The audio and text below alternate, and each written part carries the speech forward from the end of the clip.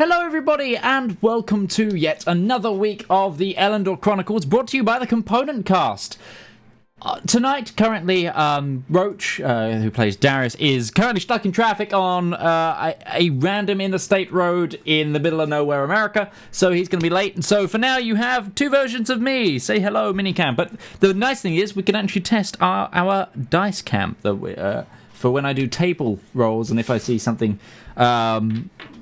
amazing. We can do those kind of roles now. So it's a good opportunity to test stuff. But before we get on to tonight's broadcast, at the very least, I need to get through some things. I've got a few things to showcase tonight. As always, first is we're actually going to plug ourselves, and we're going to plug our Patreon.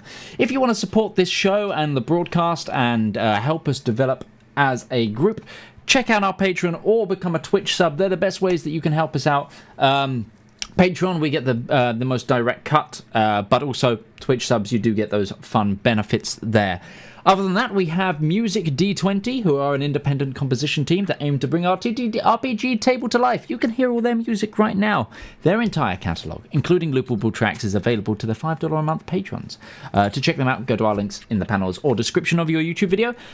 We also have the wonderful people at Syrinscape, who help bring said music to our table.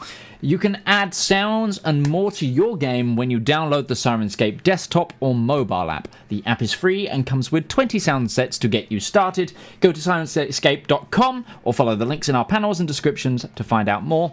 And then finally, we have something a little bit more special for you today. We announced over the weekend that we are going to be launching our second series. The Tuesday crew are coming in with their first game on the Component Cast channel. And here is a quick trailer of that.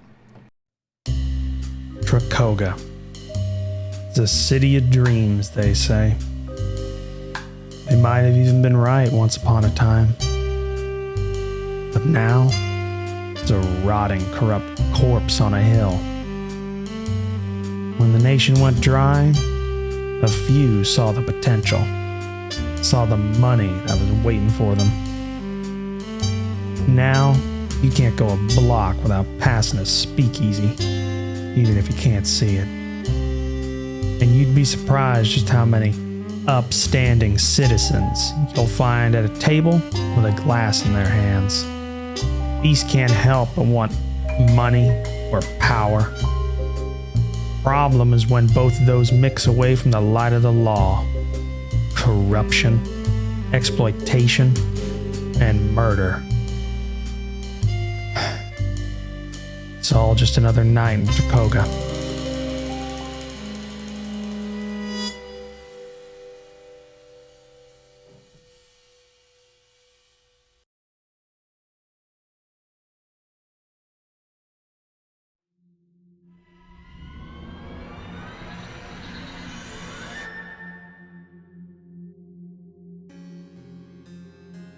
We stand together, foes, friends, and unaligned, to set right a world for the mortal kind.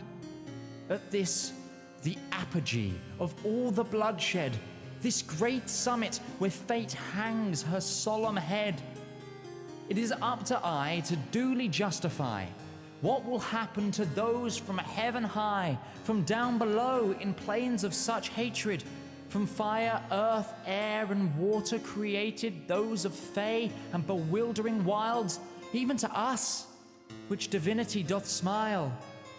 So I put to you, the immortal titans vanquished, I say leave with honor, or be banished. For those that leave with their heads held in dignity, may stake their hold on mortals willingly placing their faith in your sublimity, yet those that refute my generous overture, those who would see to destroy mortal love, art, culture, their freedom to choose, fight, fail, laugh, and grow, I shall strike them down with a banishing blow. Those that shall not heed this decree for warning will find their flock in despair, mourning the loss of their god, for I will cast out that rebellious soul without a doubt.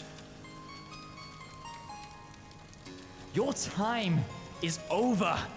All is said and done. The war is past us, and the battle won.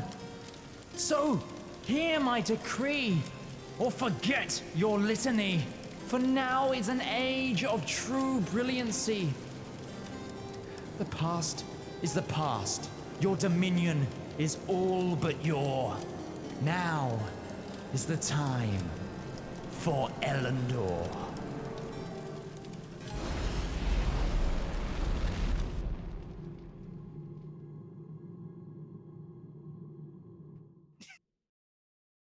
Welcome back, everybody. Sorry if my mic was a bit loud at the beginning there. I overcompensated because I've been quieter the last few weeks, so now I've put myself down a bit, so I shouldn't peak too much. But anyway, who would like to do the recap this week? What? I did it last week. Who needs can finally say that. inspiration is the important question. Is who needs inspiration? Who needs inspiration? I did ignore okay then. Oh, Lambert. I mean, let's be honest. It's true. So last week we were fighting. We just finished fighting the spider people, and the ecclesiarchy came and basically made us a deal that we would be sort of kind of working for them, and also sort of like still independent, but we'd pay fewer tithes on jobs that we'd taken as adventurers. And the unfortunate farming hands got their minds wiped, which Ruby certainly did not enjoy at all, even a little bit. She was a little disgruntled at that fact, yes. Disgruntled is not something that Ruby does. It's a Darius little bit was more also extreme not than too that. happy. Yeah, no, Valmer didn't enjoy that either, but he likes money, so I mean, whatever. And we made our way to Compound, which is the largest city in the Rhiannon Empire, and myself and Darius went to the one of the Reynard Company's compounds, or their home bases, and met his nephew, who is a bit of a dick. And Valmire now is the only one that's really aware of just how sad and pathetic Darius is. But he's gonna keep it quiet. That's not the way I would have put it, but No, that's only because I'm being Darius for the foreseeable future. yeah. So yeah, I mean, everyone has crappy families. Like Valmire has a crappy family as well. But yeah, it kind of gave Valmire like an insight into the other side of Darius. And then I think we are also shopping for magical components so that we can do enchantery and stuff, and it's ridiculously expensive. But we're working on maybe setting up a little bit of an industry on that as well. And I think there's probably something I have forgotten, but I hope that's good enough for inspiration.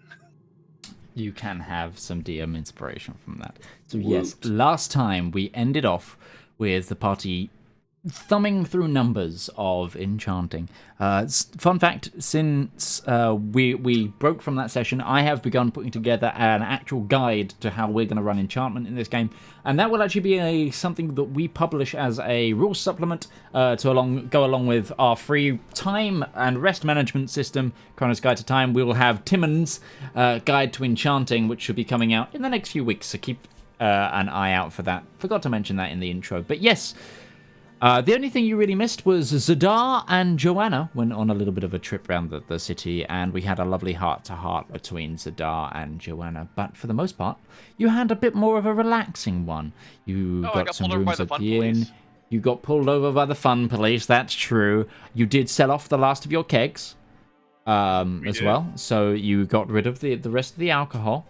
and you were exploring Compound, the Ren Empire's second capital, and its Since we both largest went Roach city. As well, I feel like I have to point out that the little spat, or not the spat, the little interaction between Joanna and Zedaar earned him the nickname in chat, Z-Daddy. I missed that, so thank you. Oh, and we also had the whole Wisdomer saga, because I know you guys won't let me live that down.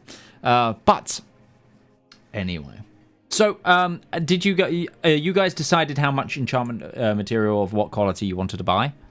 Yes, we were going to go for the haste enchantment. So just that amount? I think Yes. we were going to spend the 1,500 on enchantment materials and then just spend them as we use them. So And Zep's going to pick up 250 of his own.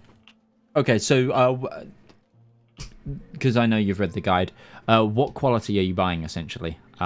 Because quality has spell level maximum that you can enchant from. So if you're not using it for the haste or whatever, you can, you know. I would And have so to review the guide, but I think I was pretty set on the confirmed at least once per day item, unless people disagree with me on that one.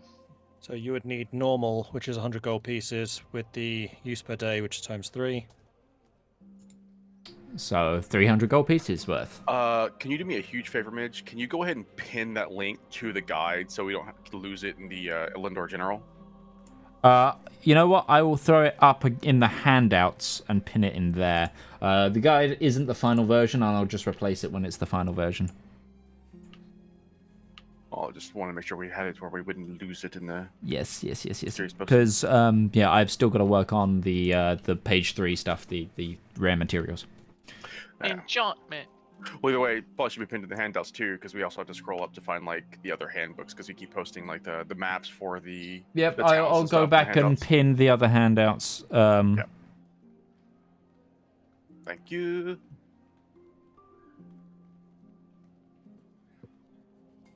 Yeah. Is there an advantage? And this is something that I mentioned, but I'm curious. If we use higher quality enchantment materials for lower quality stuff, does it make it more efficient? Is there any bonuses or any extra benefits that can be obtained from doing so? So it's basically the way I look at it is that's how pure the enchantment material is, like how well it's been refined, and it's basically it's just a level cap at the moment. As for if you used pure crafting material to make, I would say it would lower the DC probably on like some of the checks. Okay. Like the arcanic version, like parts of the infusion check. It might lower the DC. It might go into the positive and negative modifier examples. Because like I said, they're examples, it's DM's discretion. And I could say that, say, if you used luxury quality, it would lower the DC by 2 if you were trying to do a normal enchantment. That kind of thing. Yeah, that's reasonable. So we're buying the materials. We're focusing on once a day haste. We also wanted to make sure we got in our the fundamental crafting, right? Because we wanted to do silence on the engine and we wanted to do heat metal for the furnace. So we're all counting that in.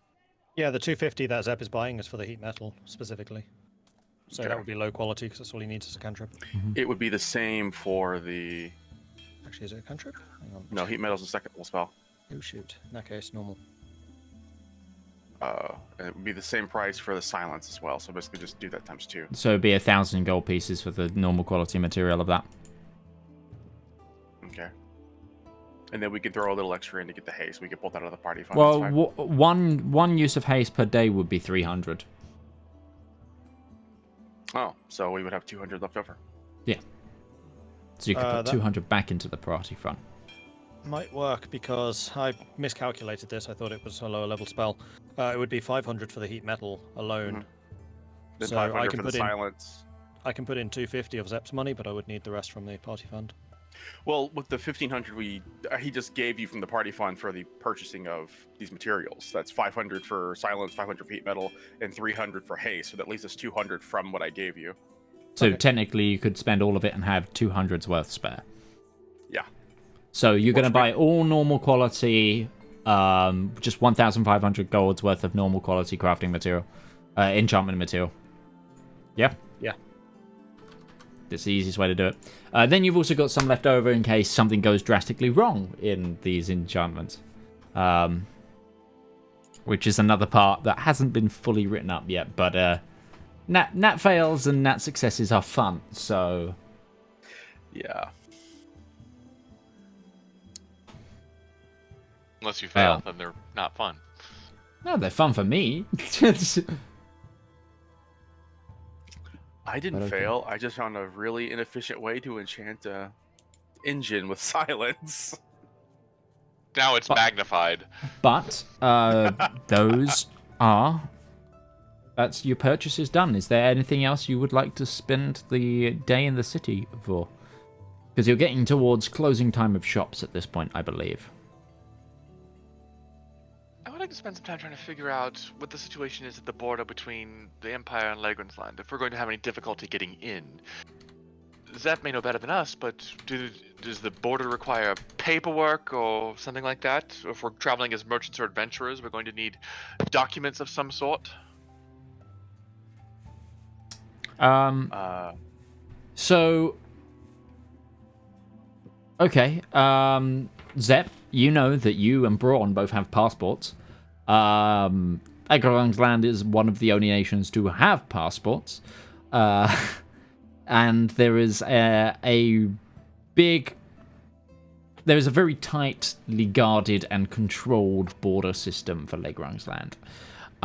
You and Braun will pass pretty much without issue, but the other party might be delayed because they'll have to go through checks and paperwork and such. Because, for example, there is very tight controls on... There is magic... Legrand's land is unique in the fact that there is the freedom of advancement of magic, but there is very tight control on magic itself. So, magical technology is like, yes, you can do it if you apply for the certain paperwork and grants and stuff, because the Festung, the government, keep a tight control on the development. Just because they allow so much freedom that they don't want people to destabilize the nation because of it. With Darius's connections with the Reynard Mercenary Company, considering if they have any presence at all in Legrand's land, would that be something that he could leverage to try and get visas into the country? Quite possibly. But that would be, again, be something you'd see too at the border anyway. Okay. Oh, so we couldn't... There's no... I guess one of the equivalent of a DMV to get a passport set up here? Or an embassy. Or an embassy, yeah. Thing is, didn't Braun immediately recognize Joanna? I believe so, yes. I don't think he will be the only one to be able to do so, right? It's context, though. I mean, the context is just seeing a girl in a room reading books. I don't know how much context is really needed there. I would think any overlooking Warforged an would illusion notice of her the capital immediately. city. Yeah, overlooking the capital city of the empire he hails from in the it is the daughter of his creator. Is Braun unique, though? Is there going to be other Warforged that would... Oh, hell no. There's a legion of them. The Star Legion exists. That's what I'm thinking. It literally refers to her constantly as the miracle child. Like, it is something that is ingrained in Warforged culture. I imagine any one of them could recognize her very easily. Exactly. I don't want to go through a border that is potentially garrisoned by Warforged who would recognize Joanna. It will be. Yeah, Zep is correct. If anybody recognizes her soon, they're not the worst one, because we're kind of bringing her back to hand her over to her father, aren't we? And wouldn't the Warforged be the most likely to help with that? I mean, the thing with Zep is he would say yes. In the same way that Zedaar has his thing, he will always trust the gods, Zep would probably be the same with the Lederung's government. Like, he's had no reason to distrust them. Is there any way Government, that we can camp outside of the walls of Lederung's land? Oh, And then easily. get It's a party of Lederung's land guards or whatever to come and meet us to talk about it. Would that be potentially an avenue we could explore? I'm also going to say that you guys have all met up in the town square to have this discussion because you weren't you were divided as a party, but I will say once that again restate my concern that for all of the integrity of the Legrinsland military and guard, money still exists, people can be bribed, and I would bet all of the money in my pockets that there are people currently looking for Joanna, and if I were them, the first place I would look would be the border crossings into Legrinsland.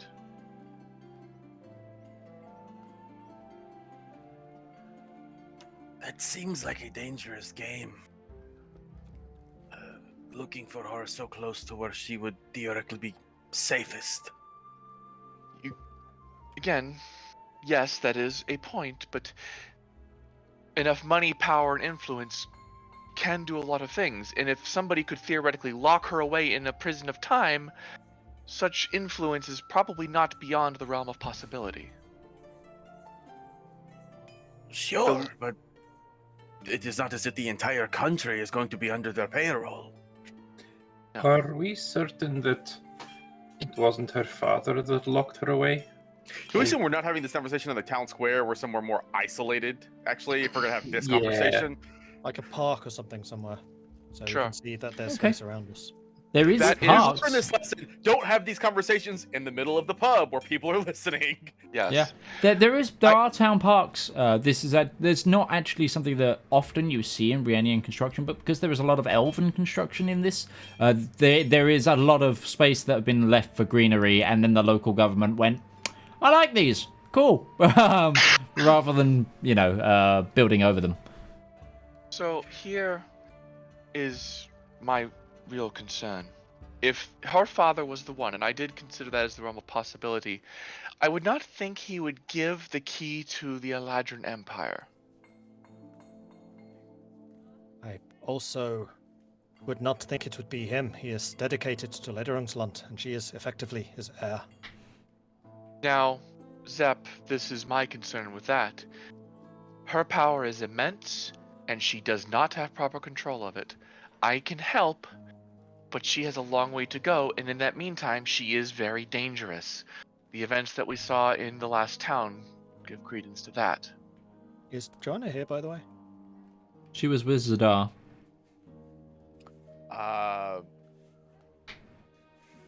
If she's here, I'm not saying that in front of her. Yeah, I imagine for this conversation. Braun could have taken her to one side, Because they were if you like. going to go off shopping, weren't they? So you could say that We- she's off shopping with well, Braun. We all went shopping. I mean, this is a big park. I imagine Braun could, show her around while the boring old adults are having a conversation. Takes her riding on his shoulder. Sure. Especially if she still doesn't want to talk to Darius and Ruby. Okay. I don't think her father is the one who imprisoned her. I do think it was somebody of power within the Eladrin Empire, sealed her away to prevent Legrinsland from using her.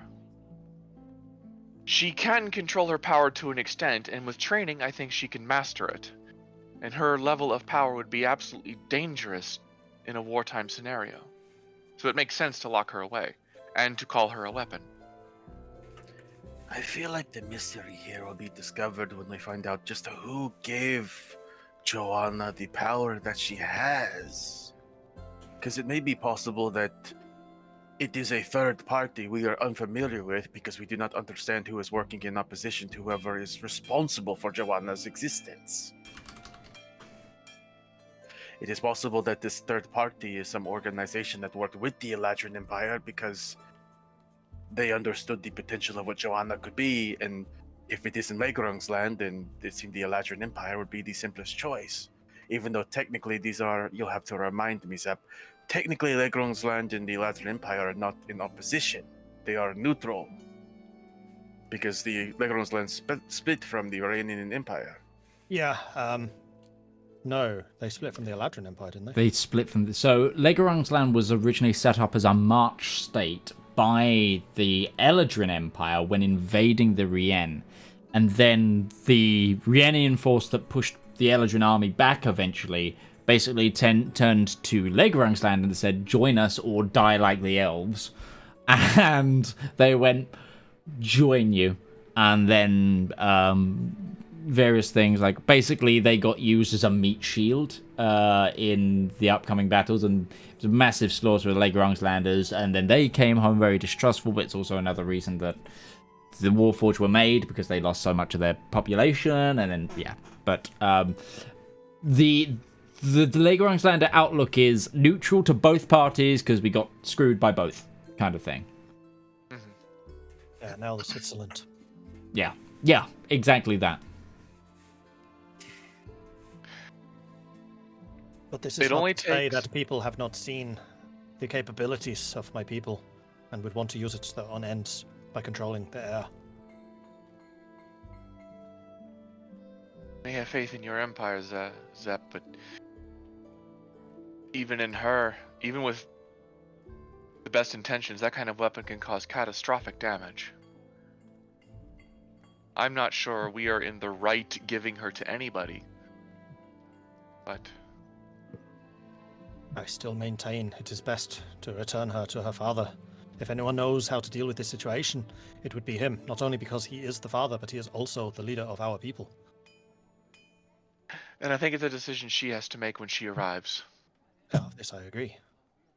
But from everything that we have learned from her, she does not seem ill-disposed towards her father. Yes. Regardless, getting into the Empire, all it takes is one good person dominated to cause the entire situation to go upend. I think we need to maintain the disguise for her as best as we can until we show her to the front door of the king.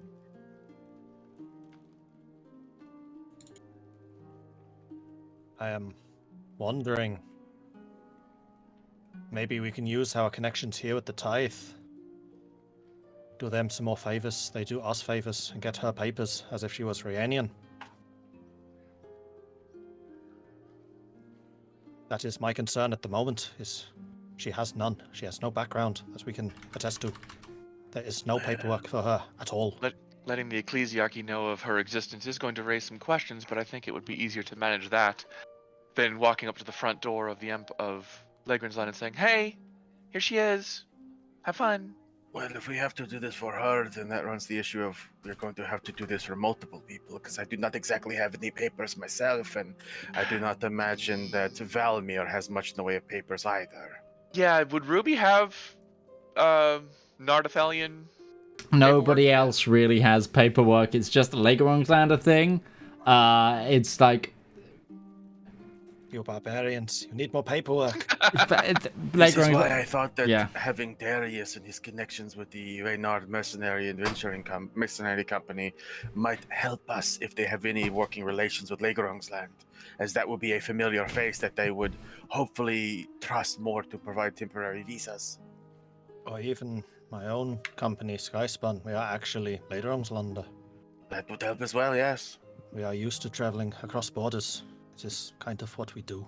Could we be employees? That'd make it easy. Work visa. Braun is. Okay, but Yeah. the rest of us. If you could do that, get in contact with Skyspan and ask for work visas for an adventuring company. That might be the easiest way for us to get in. I agree. I agree. The next question would be how to find my people. I mean, you're in a massive city. There are bound to be guild halls. But compound's not one of the places with a It's not a. It hasn't got a sky dock. No. Nowhere in the Rienian Empire does. There's been a lot of talks about trade agreements, but they don't want to favor the Rienian Empire so much that they cause problems with the Eladrin. So they went for the middle one of the kingdoms of the Nardathel and went, we're going to go with Othraid just because we need it for the distance to get to the next continent. Their actual main connecting docks are actually in Principality of Korzak. Like, that's where the big ones are. And in fact, Nardathel own an entire, like, city quadrant in Blockhod. You which call is my home barbarians. in the Principality of Korzak. I'm just opening up the map so I can see where all this stuff is. So what I'm hearing is we should have gone to a country with a skyport. But we couldn't go there. Well, Skyspawn is a merchant guild. It will have connections with others. It is not all about. Oh yeah, This, and the origin of Skyspan also Skyspan. runs Naval Guild as well. So Yeah, shipyard, um, both air and sea. although you are possibly the most inland you could be right now, except for the river, but it's still a well-known enough name between other guilds. Because they handle a lot of import and export worldwide, that people will understand who they are. Right. Would it be simpler, Zep, for us to get in via a dock rather than the city gate? I have been saying this all along, because then we could arrive via Crystalhafen, which is where my family is from. Then we could just, instead of heading east to the bridge, we could make our way south down to Eagle Falls and Kamban, and leave at the docks of Fishak. Yeah, I would agree. This is the path I would favor.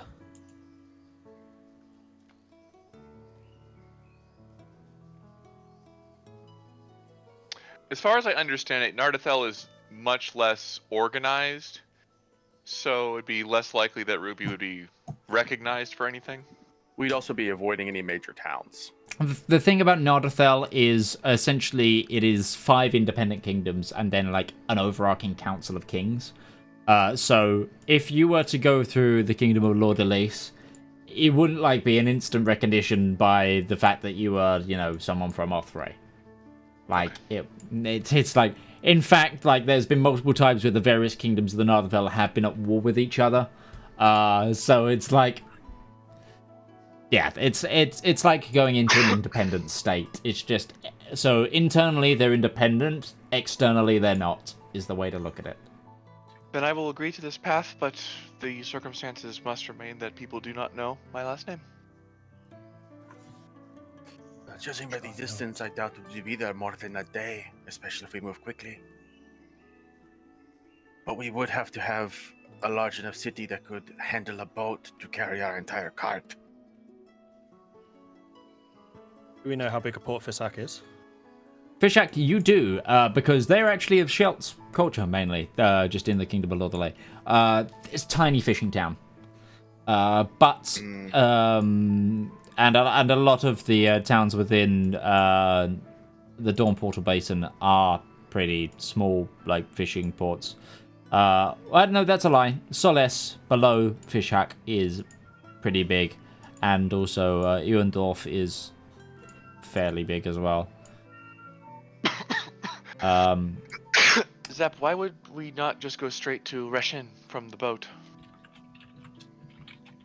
We could, but if we want favorable conditions with people that we can trust, certainly, I think Crystalhafen would be the safer port of entry. It is a city very much in the influence of Skyspawn. Yeah, that's a fair way of putting it. Okay. Also, just as a note, just because I don't know how much you guys have looked at the height map, going south means you're going into the Spines mountain range.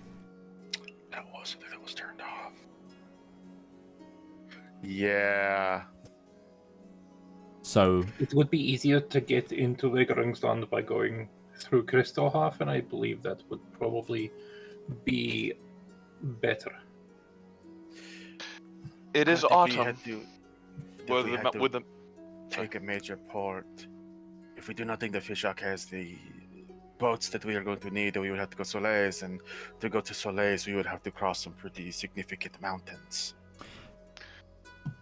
Not in the autumn, necessarily. is it going to be snowed in, or the mountain pass is going to be completely impassable? give me a quick history check. Fight me! First roll of the day! Would Darius know anything about that? Did he That's also a make this 4. roll? Quite Yeah. possibly. 8. 13. So the trade road is normally clear all year round because it's forcibly kept clear all year round by wardens and such, so the main thicker line. But the smaller roads can become bogged down by snow and weather. How about for this time of year?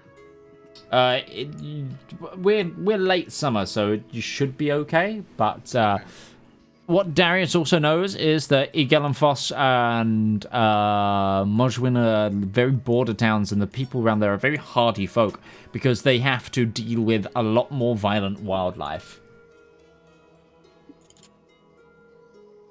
It's an option. It's definitely an option, but it's like, for example, the Spine Mountain Range is naturally where the griffins and the giant eagles and the large airborne creatures tend to live. So I think to summarize, we have two options. We can use Zep's connections to get work visas of some sort to get into Legrensland through the front door, or we can find a boat and travel around and head out to Crystalhafen. I think both of these ideas are satisfactory, and I have no issue with either of them.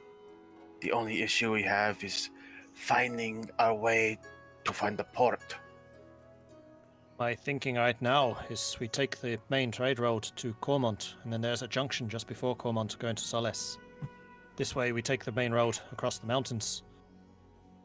And then once we are in the flat again, we take the normal roads. That is it, as long as Ruby does not have issues getting so close to a major city. We're far enough away that I don't think it's going to be too much of an issue.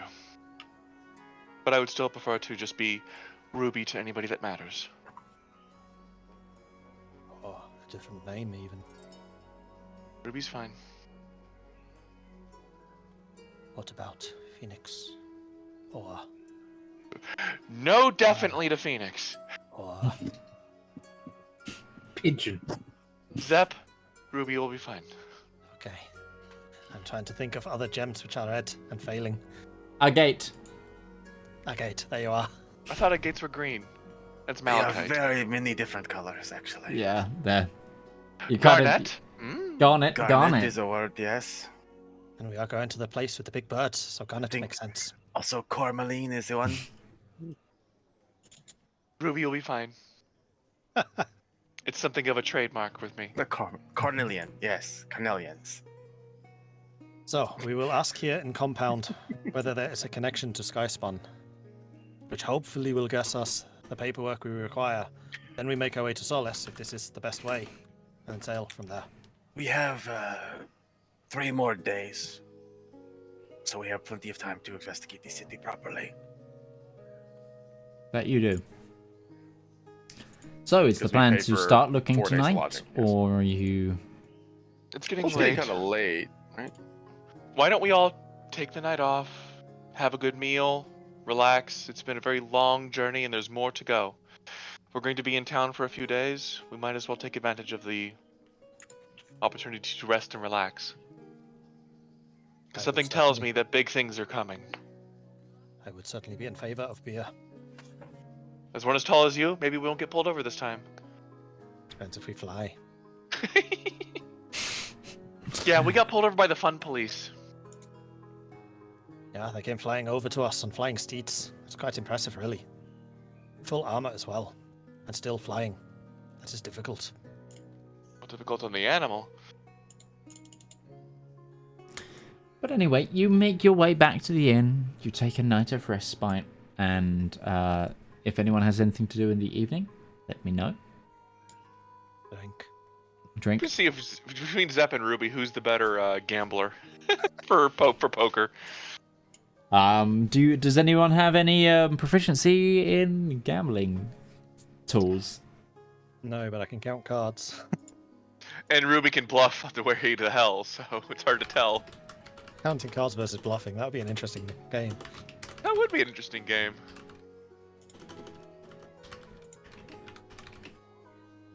And actually, Ruby is proficient in cards. Yeah, Zep is. I've got tool, one kind of gaming set. Hmm. I So You didn't theoretically, pick. You you're didn't good at actually cards. pick a type of Yeah, gaming you, set. It's either chess, dice, or cards. I'll put dice. Seems the most. No, chess. Chess is more Valmir. I don't think dice is your proficiency. I'm sorry. Yes, I agree with you. Especially for a nobleman, chess sounds like it'd be the right one. And yeah, No, dice, I get it. yeah. Okay, so the night passes, and you relax. It's a decent inn. And yeah, you have a lovely evening. Hot food. Probably one of the nicer beds you've stayed in a long time as well, because everywhere so far has been not as wealthy as the city. And unlike the other larger cities you've seen, there is a lot of apparent wealth here at Compound. There are some outside the walls. There are some more slum-like areas, but the rest of the internal city is beautiful. Most of the buildings are either hard timbers or stone-built, multi-story, with cook fires burning, the smell of food, and not the smell of dung because there is a sewer system here. It's a very nice place to stay in, and Yeah. Darius, I'm Takes guessing. opportunity to- Oh, sorry.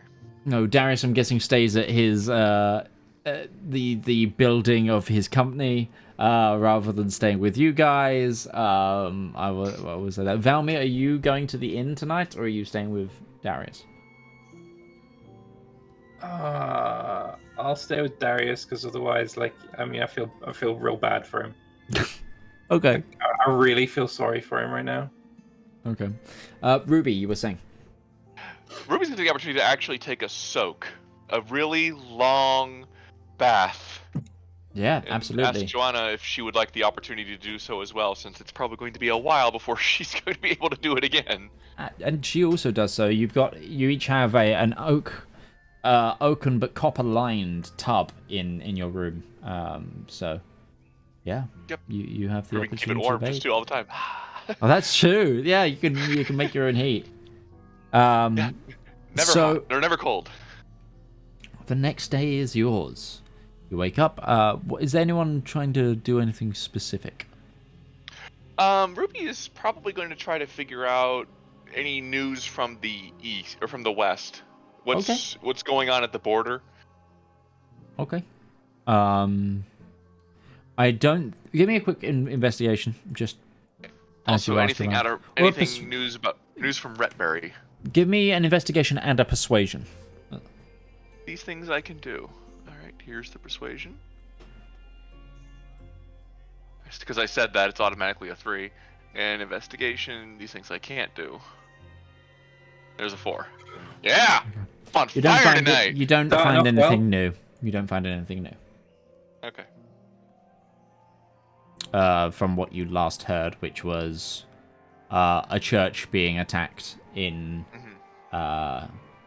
Was it Birch? I think it was Birch. Yeah, it was. Oh, Up in the north. was it? Oh. It basically in the Cullis Marshlands it's one of the port towns there. Yep.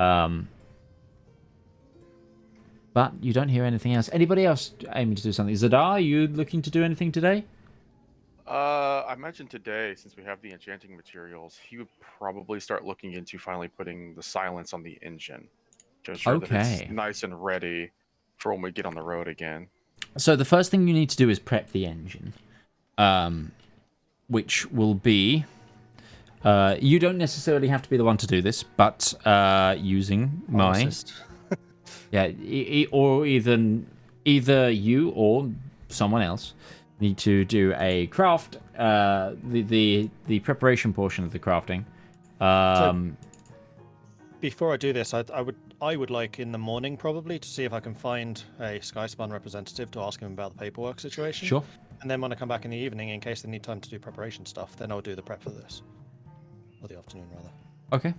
So Zedaar, are you going to wait for Zep to do the prep?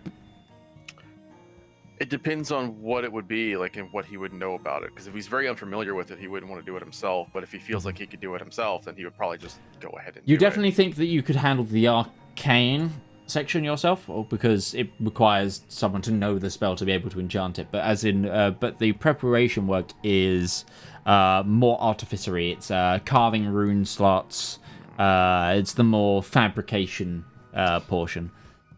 So it's Then I guess he just has to spend his entire morning with. Well, the alternative is somebody else goes to see if they can find a Skyspan representative. It doesn't necessarily need to be me. It just needs to be me that actually talks to them eventually. Yeah. Zedaar would just, if he has to wait, then he would just spend his morning doing something else because he's. Because it would be. So yeah, the crafting skill check would be a D20 plus your proficient if you're proficient in the tools or the arcanic plus the stat modifier. In this case, it would be dexterity. Probably. Nope. Or intelligence. I would allow intelligence. No, he would just have to wait till the afternoon. Well, Zedaar, why don't you go and see if you can find the Skyspan rep, and then I'll do the prep work. I am not familiar with the organization. I am not sure if they would be so. If they would work with me like they would work with you. This is true. Always the problem. So many calls on my time. I'm going to work in the morning to work on this. If I do the other thing in the afternoon, I'll do the other thing in the afternoon. Okay, so you're going to work on the engine. Yeah. Okay, so I need, for this preparation phase, I need a D20 plus your proficiency in tools, because you are, and That's then the stat. Thank you, Ruby. Okay. You paid for so that's how this works. It works like death saving throws. So because it's a work throughout the day kind of thing. A natural 20 is 2 successes. Which in this case, I need to roll a d10 on my end. And if I roll an 8 or higher in the preparation phase, this is succeeded and only takes half the time. So I need to now find a d10. Critical success. What's that? Is this what happens when an artificer is let loose? That's a d12. Apparently, with those rolls, that's what happens when Ruby doesn't do something. Oof. Yeah, Ruby's just gonna sit in the corner and cry. My rolls today have been And a just d10. ass. So 4, 3, 4. I haven't rolled, which is why my rolls are perfect. and that right there It's is a 7. yeah, it's a 7. Close, So, but no cigar. Close but no cigar. So you do need to spend the day on this. I mean, you need to give me another roll. By that, I mean, it won't be the full day, but you need to give me the other roll still. 10. A 10? That's a success. So you take about so each check is probably about you take about it's probably about half day's work. So if you start in the morning, just after lunch, you finish the prep, but it's prepped and ready for enchantment. Oh no, it'd be a bit more than that. It'll be late afternoon. It'll be about 3, 4 by the time you finish. So I will tag out and let Zedaar do his thing. Is there a stray cat wandering around? Okay, so is there anyone else would like to do in that time? Could Ruby help with preparing for the enchantment for the haste? Yes. Weren't you going to use one of the already prepared rings? Yes. Then you don't need to do a preparation. I don't need to do prep. I could just start working Because on it's the already enchanting. prepared. Yeah. Okay, well then. You can Ruby already will start enchanting. So you're going to spend your day enchanting the ring. enchanting. Okay. Enchantment! So same system. This is a D20 crafting skill check, which is, for this case, because it's an infusion check, it's Arcana based. So it's a D20 plus your proficiency bonus if you're proficient in Arcana, and then the stat modifier that you use for it, which in Arcana is Intelligence. Yeah, so here's the roll from here's an Arcana check. 19 plus Intelligence. Yeah, that should be what it is. 19. Yep. It's proficiency plus. Yeah. Which is 1 success, and then I need another one.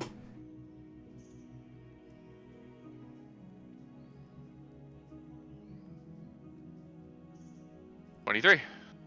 That's another success, and you need 3. It works like death saves, so if you're going to keep going, keep going. 17. Okay, so you have passed 1 day of enchantment with a level 3 spell. Also, you've used that much enchantment material, which is essentially 100 so far. With that, you now have... hold on, I need to do the calculation. Where's the calculation of how many days this is going to take for you?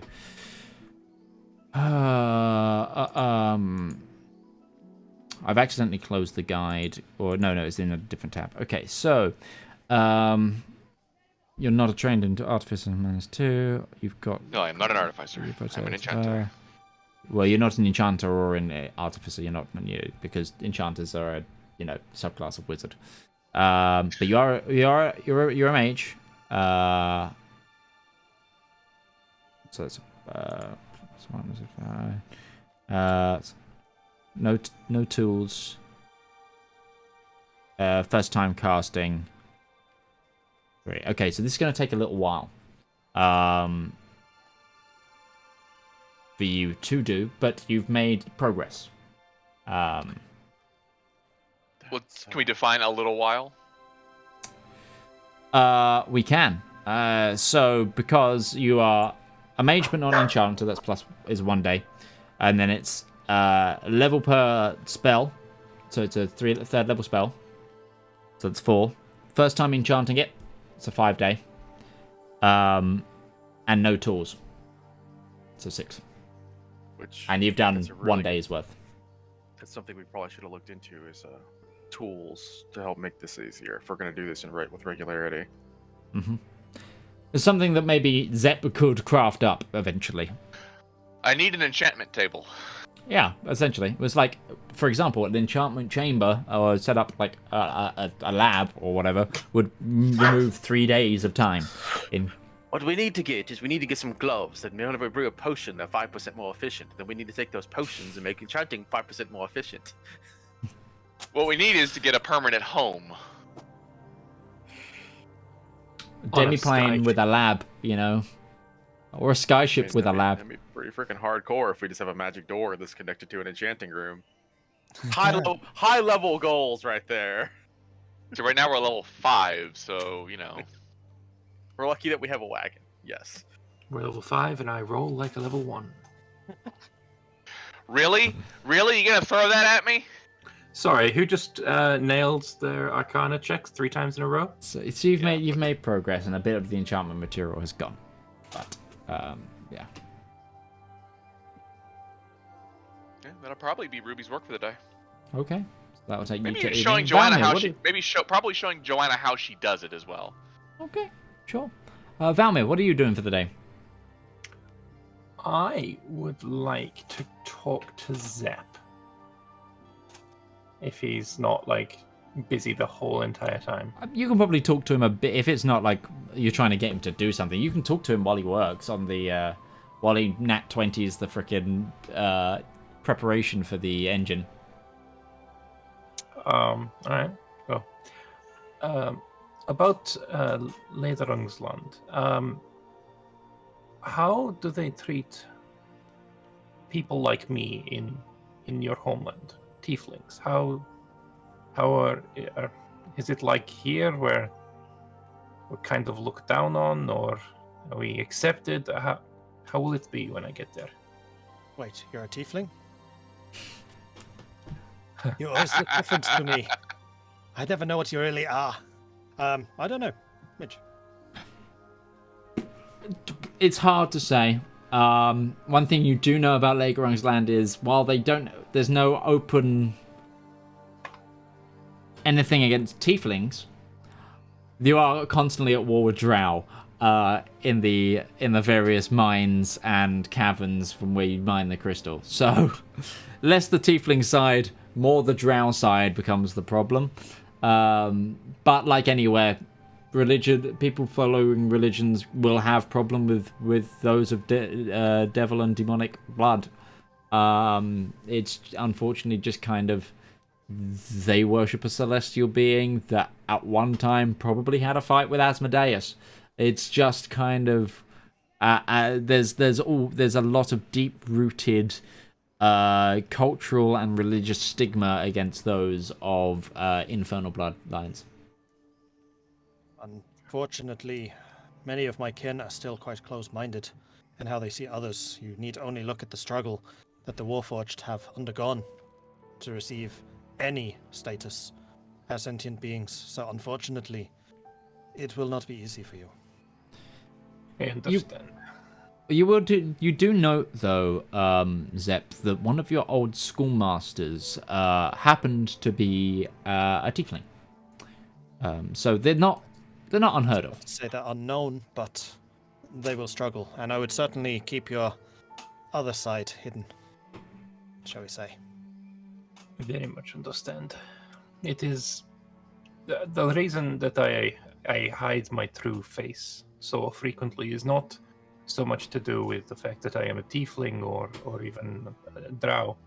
More that the family I left behind, I do not wish for them to find me at all. But it would be nice to be able to breathe in my own skin for once, you know? I would say I would understand, but this is alien to me. One who would understand best is probably Braun. Okay. Thank you, my friend. I'm sorry it is not different for you. It's something I will have to deal with. Well, you're with us. You can always just be you. There is absolutely no compunction against this. You have proven yourself a good friend time and time again. You've taken some of the hardest hits. That is true.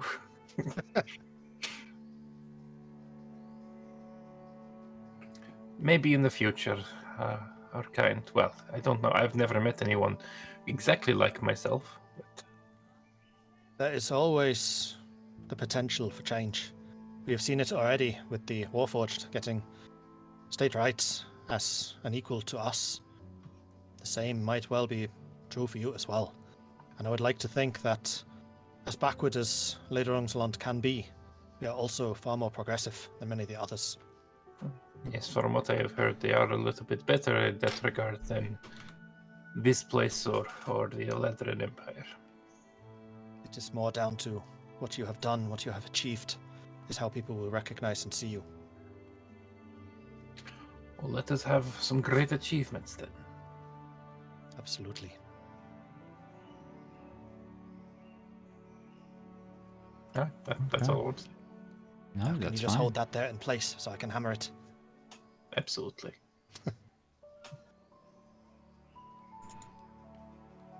Okay.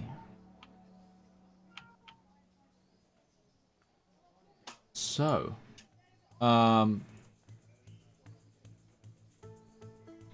the day begins to come to a close. Unless Zedaar, you wanted to do anything particular, did you? I guess if he can't really spend this day doing anything, then he would just spend some time with Darcy, which he does with any of his downtime. Sure, absolutely. The day progresses onwards when the sound that has become the normal hum of the city breaks. And some of you here, because a lot of you are basically based around the inn right now. In fact, I don't think anyone's actually left. Everything's been internal, sort of either in the wagon or in your rooms, and spending some days like just relaxing. You hear a thunderous clap from the other side of the city, and again, followed by a secondary roar and a third one, a tertiary one. Those of you who are outside, I'm going to say, because you just said you were working with Darcy today, I'm going to say you're in and out the inn quite a lot. Zedaar, give me a quick perception check, please.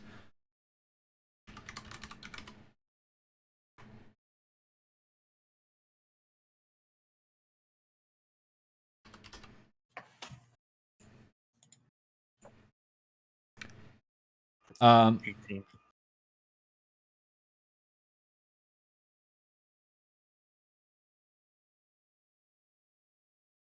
18. With an 18, you definitely hear this. Those sounds, they sounded like explosions breaking out across the city. And you hear a lot of shouts start forming up, a lot of people screaming, a lot of people running. The clatter of guards running down the street as well. As essentially the normal sounds and almost melody of the city life is interrupted by the sounds of almost an attack.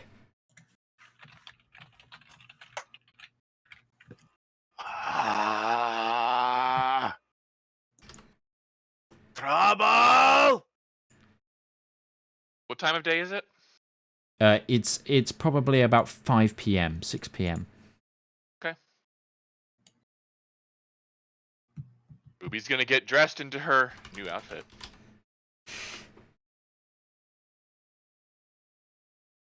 And I will go and seek out where Braun is. Braun has just been in and about the.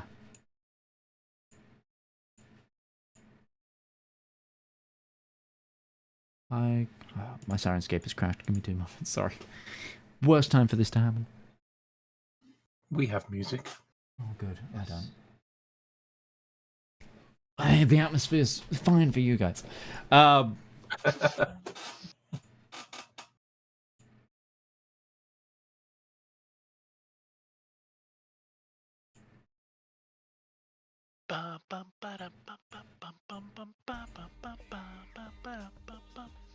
There we go.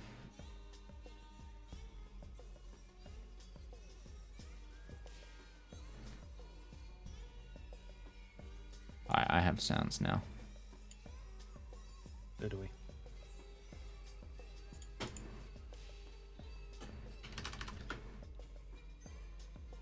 Sorry again. Was this it was the western side of the city or the eastern side of the city? First it sounded like the west and then the east. That these explosions seem to be happening around the city.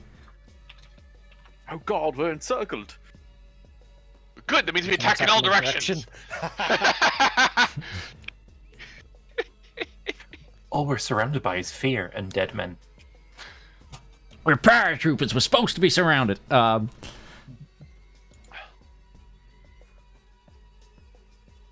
So just as a reminder, you guys are in the East Way district, just inside the wall. Is it number 3? Yeah. Okay. And here, should do a head count on party members: Darius and Zep and Joanna and. All of you seem to be together. We should go and investigate, see if we can render assistance. Let's find the closest one. We're closer to the east, so we should make our way that way. Okay. Yeah. Okay. So you're gonna go. Well, I say east. It's the eastern side of the city, but to you, it's kind of north, towards one of the gates, and you begin to progress through the city. I'm gonna need a group. Who's helming the maneuvering through the city right now? It will be a survival check because there's crowds of people rushing. There's horses clattering around. There's like. Everyone is in a state of panic right now as you begin to see smoke plumes burn above the skyline of the city, above the houses, and one of you, Zedaar, actually, because you have the highest passive perception, you get a quick as the streets break into a road going. The opposite direction, you turn your head quickly and you see one of the spiraling towers that surrounds compound as a city crumbles and falls.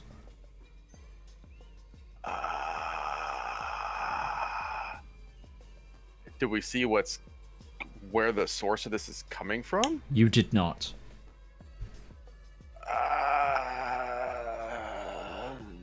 The city is just falling apart. I don't understand where the attack is coming from. Let's just go to whatever it is that has been exploded. We can find from there. Yes. Okay. So who's leading the pack? I should really have Darius's character sheet open. 1 second. I'd say probably Zedaar. Zedaar or Darius, and I'll be up on Braun's shoulder.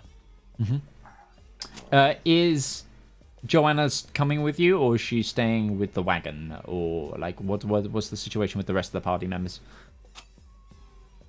Ruby will look to Joanna and say, "Keep our stuff safe. Work with Darius's friends to make sure they stay safe." She nods, and Marjorie also says, "Do not worry, I will look after the girl." Okay.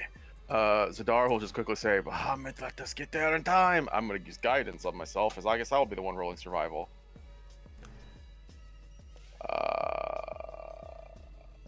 That's a 12. Okay, with a 12, you do get bogged down by a lot of the hustle and bustle, as you also pass what seemed to be a heavily armored individual, and goes, "Attack! The city's under attack!" And he draws his sword and begins to rush off in a direction. You kind of notice that, and you follow on.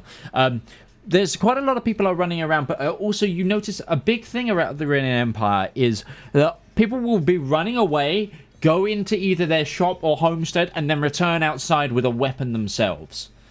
They are a culture, the Iranian culture is martial. Like, there is no standing army. It is all about peasants, the citizenry fighting, and when called up to be fought, like, everyone has their own weapon, armor. It is, the way to describe this is essentially a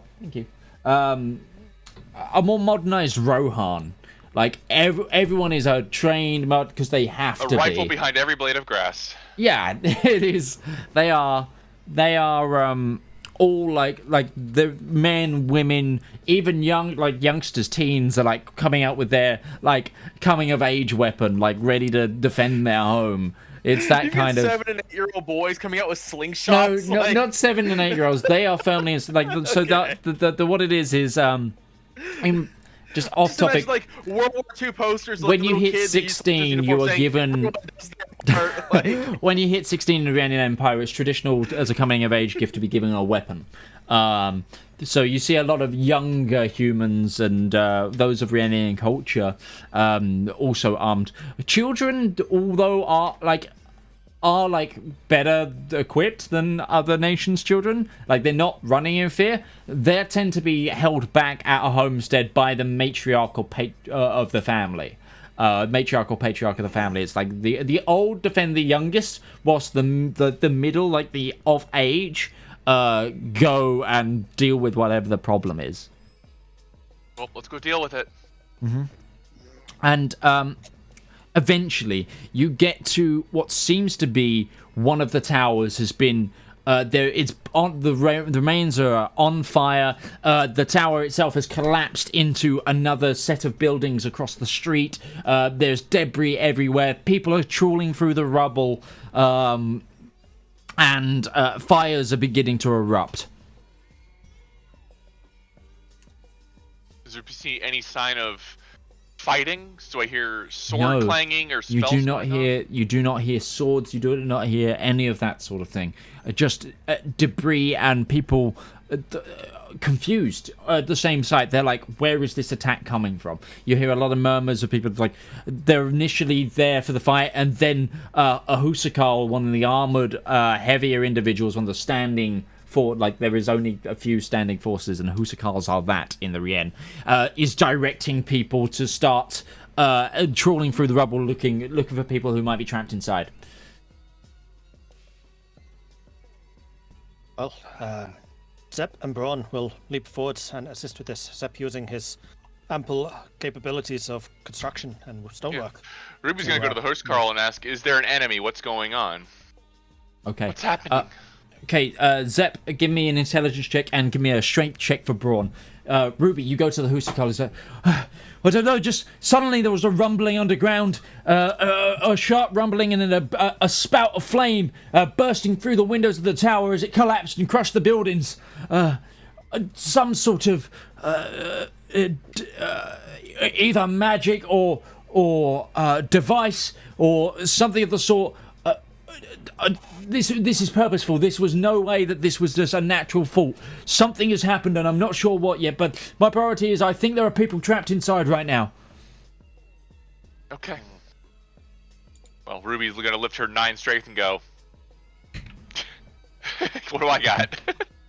17 You begin. intelligence, 12 strength. That's enough. You see an area which looks like it's been protected by the towers, like some of the arches in the construction, and luckily with elven construction, it's so finely built that whilst it has crumbled in places, a lot of the foundation work has stayed solid, and you begin directing people to start sort of going to areas where you think naturally doorways would have been, and areas where you think there's most likely to be pockets of air and people surviving. And you begin to move the rubble, and people do start getting pulled out. And yes, they're harmed, but they seem thankful that they've been gotten out. As you continue this work, and this is going to go on for some time if you're helping people out, you do hear more across the city as different buildings, towers begin erupting in flame and tumbling to the ground. There's nothing coming at us from the air. There's nothing coming at us from the ground. Are they underneath the city? Does this city have sewers? It does. Darius, it might be another excremental. Oh no. We should maybe try to find a way underground and see if we can't head off for this attacks. Does it seem like there's a pattern? Like this is making rotations around the city from where they started? It seems to be... Oh, give me a quick intelligence check. I am not the best person to do this. But you are the one who... And also, Zedaar, give me a perception check, if you will. I could do perception as well. There's my intelligence check. Hey, I rolled an 18. That's a 21. And a perception check. I'm not the best at this. Has a +3. 19. Okay. Zedaar's a Let's pretty start with smart guy. Intelligence. While there seems to be no pattern, you do notice they seem to be targeting the largest buildings in the town. Like across the city, it's stuff that you can see, and your head goes, they're doing this for impact. They want to be seen, because they are targeting the buildings that can be seen citywide, no matter where you are. The towers, the spirals, the larger buildings seem to be the ones that are targeted. And then with that perception, you notice an individual come out of a sewer grate down a street towards a crossroad. They are cloaked and hooded. Zedaar just kind of... Fuck, I can't whistle. My dragonborn. He's like, hey! I have no lips! Damn it! The individual... he was just going to get the attention of the group. Follow! And he's going to point at the individual. Okay. Ruby, is it time for haste? As you shout out, Zedaar, just give me a quick performance check as well. Run after them. Performance check. He wasn't Boy. shouting, he was, I think, specifically saying it quietly so we would hear. No, didn't he shout out to that person to stop? No. He was sorry. shouting as, hey, follow him. Okay, you follow. They're attacking the largest buildings. If we want to head them off, we need to find them and get to them first. And if they're attacking from underground, we need to find how they connect to the sewers. Looking around, are there any tall buildings remaining? No, nothing above street level. It's not in this area anyway. But Where did this person come from?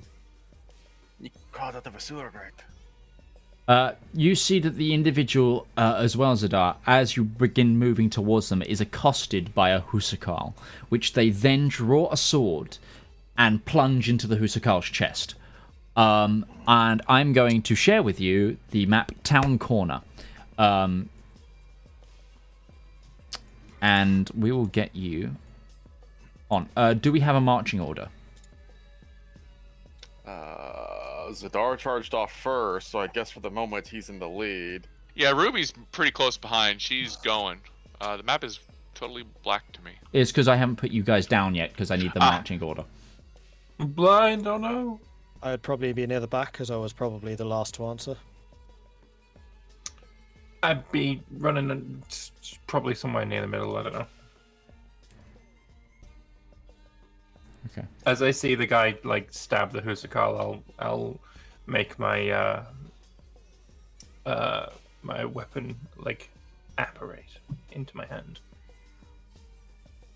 It is so trippy.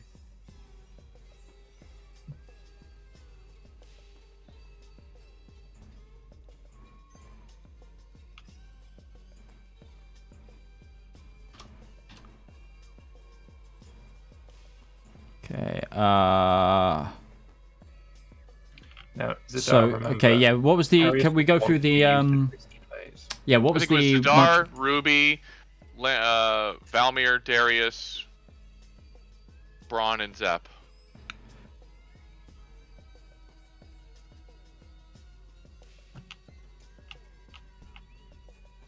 Map is still completely black, by the way. It's because you haven't put on it yet. Oh, So I right. I remember can the see the party members, but I can't see myself. There we go. Oh, and it's raining. Zep, Braun, and Zep, you're on top of Braun. And then let's roll initiative because it is combat time. The Still whole not map just seeing vanished. anything. Oh really? Yeah, it just went all black on me. Well, when I clicked myself, it all went all black. I declicked myself. I not clicked myself. It's probably a lighting issue. Hold on. Clicking on myself, I can see. Clicking on Braun, I can't. There we go. I just I'm good. remembered the map.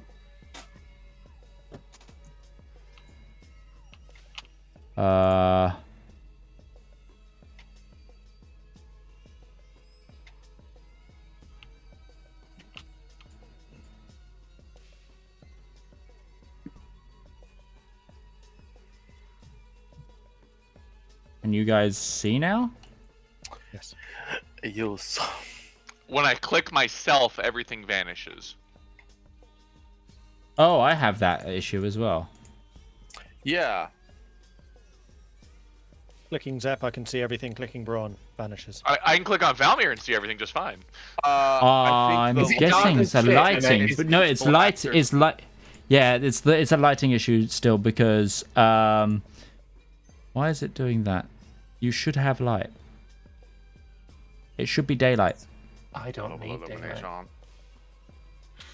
Can you guys see now? No. Why? Why?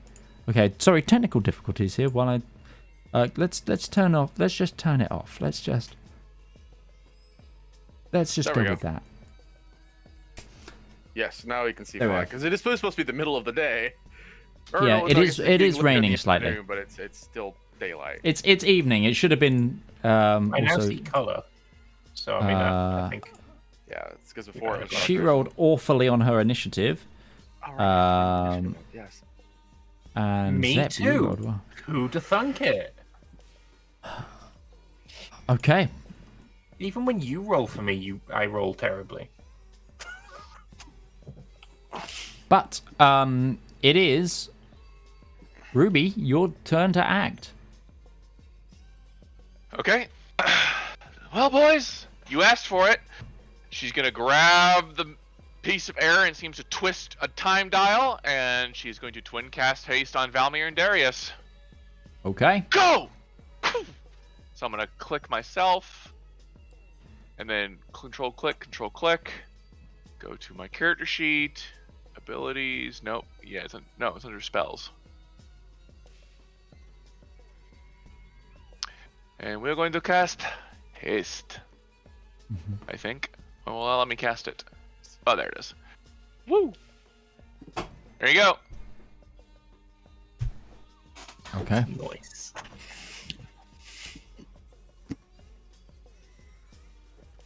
And then she's gonna kind of sidestep to the back. Sure. We have plenty of room to maneuver. Absolutely. Okay. Is that the end of your turn? Also, End set of my yourself turn. to concentrating as well, if you Oh, how can. do? There should be a thing on the spell haste. You can target yourself, and it says like self, and there's a C in the bracket on the effect. So, hold on, I'll get your character sheet and read it up. Effect. It says C on my.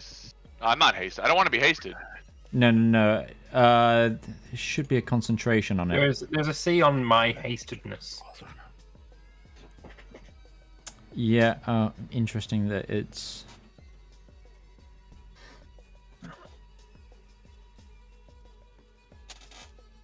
Okay.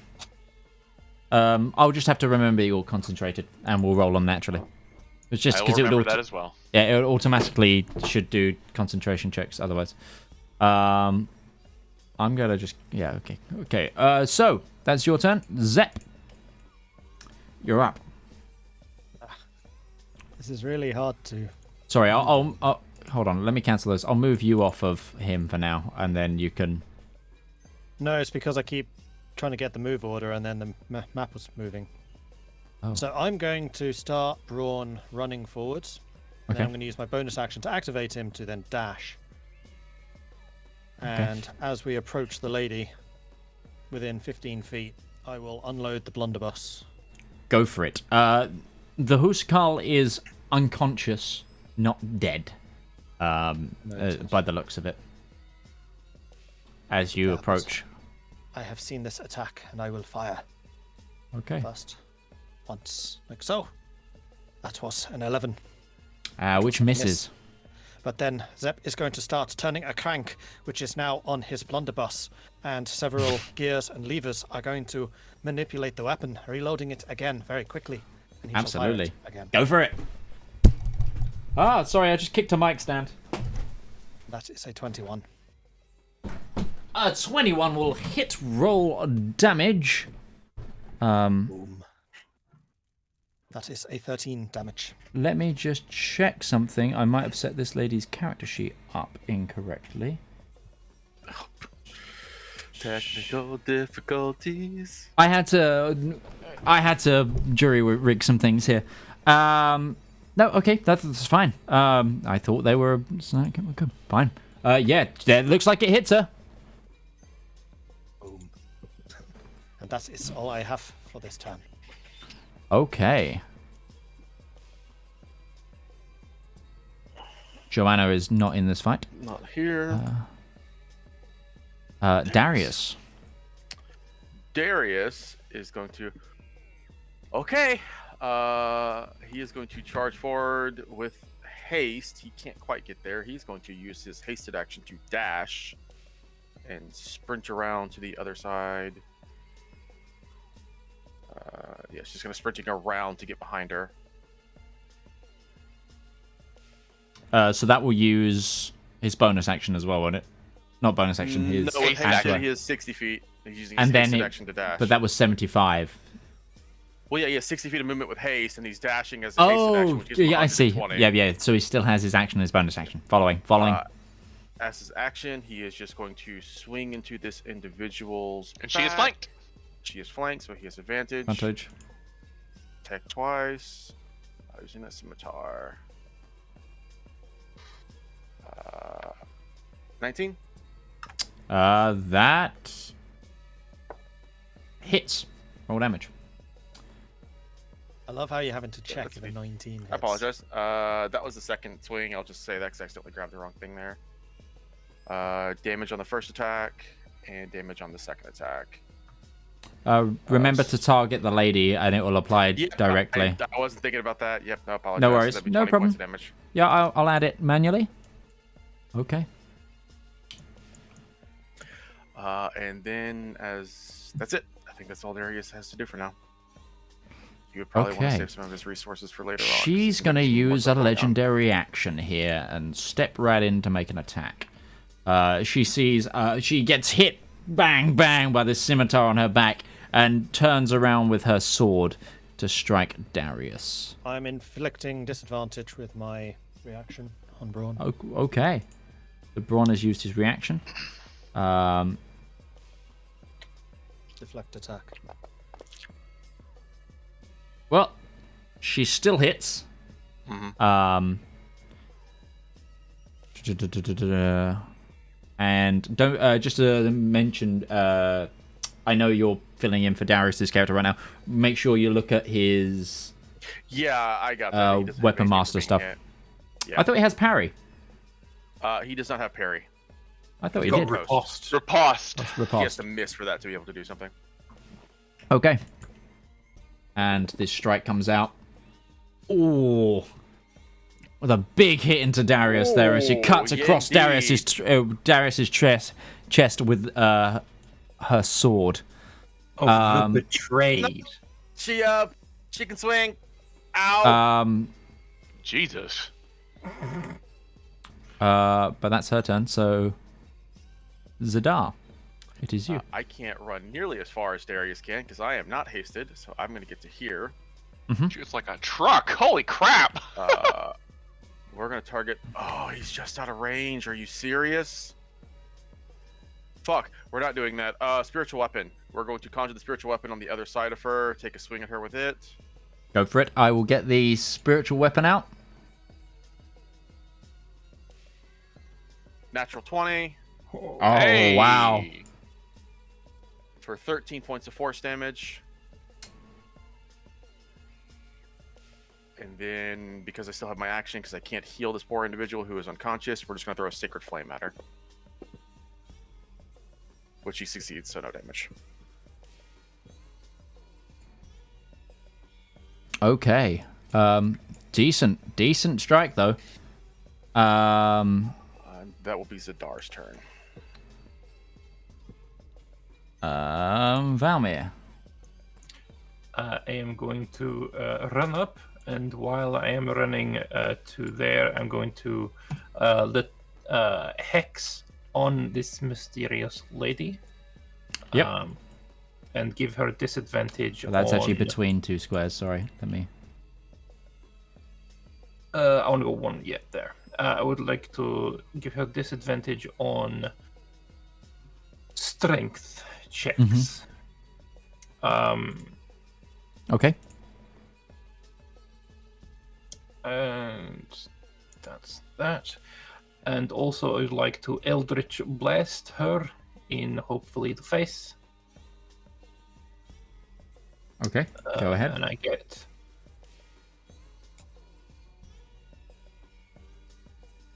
Is that 2 hits? No, 1 miss. Okay.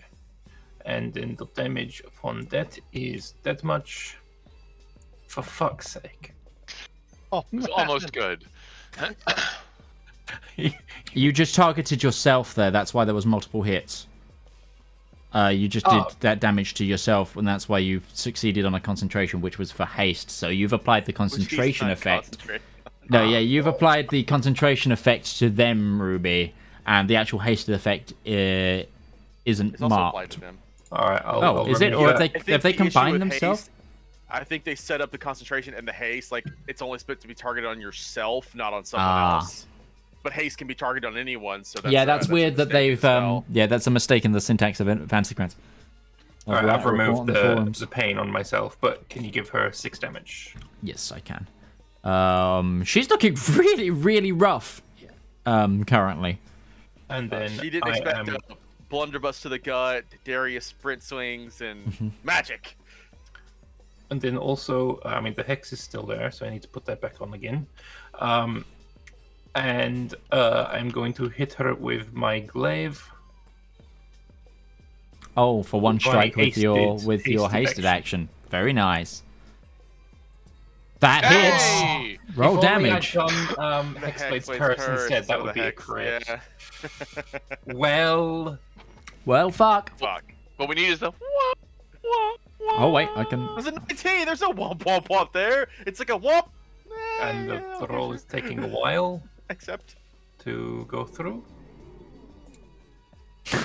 Ooh. Pretty sure I hit it was a 9. Why are you making 2 attacks? I'm Hasted. not.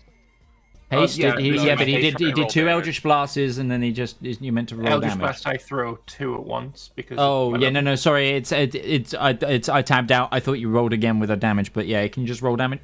Because it hasn't I applied. have is not going through. Oh, is it? It's fallen off of the. There it goes. Nice. Okay, She did. you see this lady crumple down, and then her form begins to change. Oh. So do I get to add this to my log of people I've killed? Or not. Find out in a second. and begins to break and grow and form, and then you see wings spurt out of this body, scaled wings, as they burst back out, and from the polymorph, a young red dragon bursts out of this female form. Not what I expected. Not what I expected at all. Not gonna lie. Yeah. I thought she was getting Rita Repulsa and make my minions grow, but no, a dragon. That's also a cool thing. Yeah, the dragon. So we finally got to the dragon part of Dungeons and Dragons. Yeah. Yeah. And that's the end of your turn. Correct? I'm so glad that we managed to do this immediately before her turn. She's gonna try and use her fire breath. Yeah, So- shit. It's gonna spread out. So it's a 30-foot cone. Give me drawing. No, not drawing. It's pointers, cone from her center, 30 feet. Okay, so I will need Braun, Valmir. Hang on, is she targeting all the right people?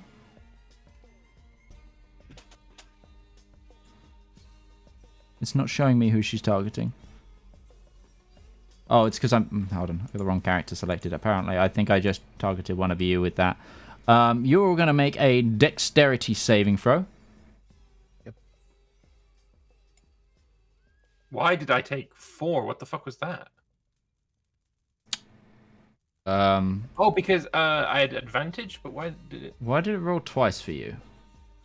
He's hasted. He has advantage on dex saves. Yeah, no, but it's rolled advantage twice for you, but only you. This is That I very don't strange. have an answer for. I don't know why it rolled 2 full double sets. But anyway, the fire comes out. We're taking the first one, right? Yeah. Okay, It cool, might cool, not cool, apply properly, but you'll be taking half damage on this. And quarter damage because I'm resistant to fire. Exactly. But Oh my god, that's a lot of dice! What the hell? Oh! as a breath of fire unleashes in a torrent of flame towards you. So do I only take 12 or is it 13? So you succeeded. So it's always in your favor. So it's 12. Still up. Still up. How you doing right there, Zep? Zep's fine. Prawn's down. He's not down, but he's not looking hot. He's a bit melted. Yeah, I don't know why my I mean, it says partially resisted. Yeah, because it didn't apply the It didn't apply the heart. You Yeah. need to recover 13 points. Yeah. You're fine. I feel great. This is ow. Now I understand what they mean by heat metal. Hold on, I'm trying to get rid of the pointer. Right in the middle of it. That was the problem that I would keep it just so you don't have to keep recreating it because I imagine this going to. Oh, that's a good point. That's. I mean, she's used it, so that's the end of her Control Z turn. may bring it back, right? I don't know, but either way, as she unlays that torrent, and she says, you hear her scream through these draconic jaws. You stand in the way of the betrayed.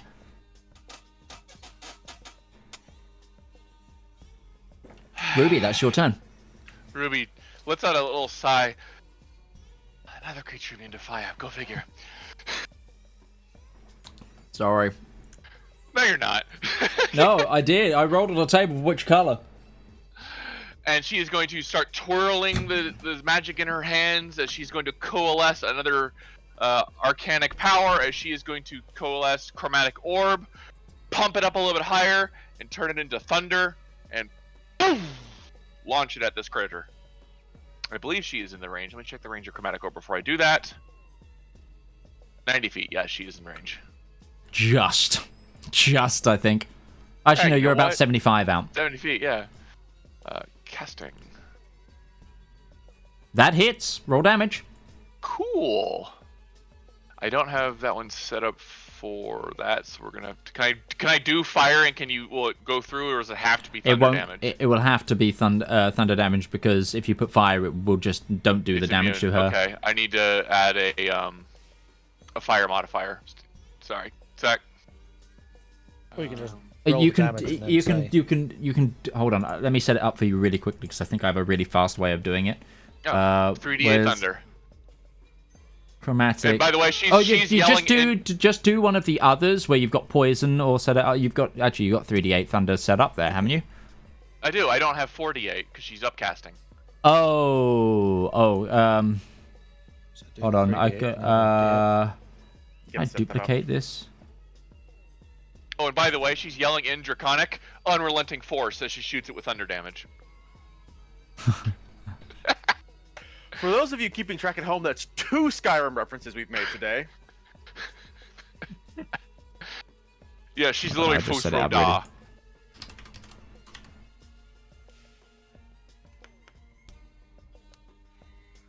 There, I've set it up for you real quick. Got firing. Nice, Shit. good hit. And she takes that right to the neck as she finishes saying her sentence, and then just looks at you with a stare. Ruby's got a grin on her face. It's cool enough. Bring it, bitch. And then she just smirks. Zep, it's your turn. Well, I'm still. No, I'm going to roleplay this. Stop it. Also, there's a dog around. Way too hot to stay on, so I'm going to hop off Braun. And I'm going to move around here. Okay. And then I'm going to say, Braun, heal yourself! And little catch on the side of Braun's torso is going to open up, and a little helicopter is going to emerge with a, what are they called? Welding torch. And it's going to start closing some of the injuries on Braun, like unmelting the melted bits. Yeah, okay. Well, it'd probably be remelting to form the shape better.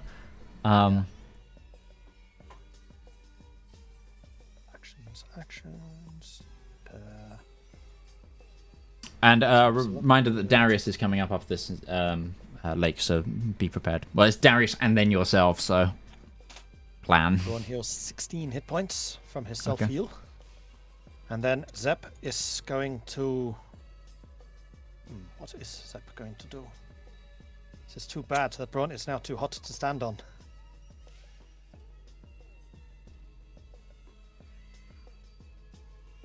I think that there is not much that I can do.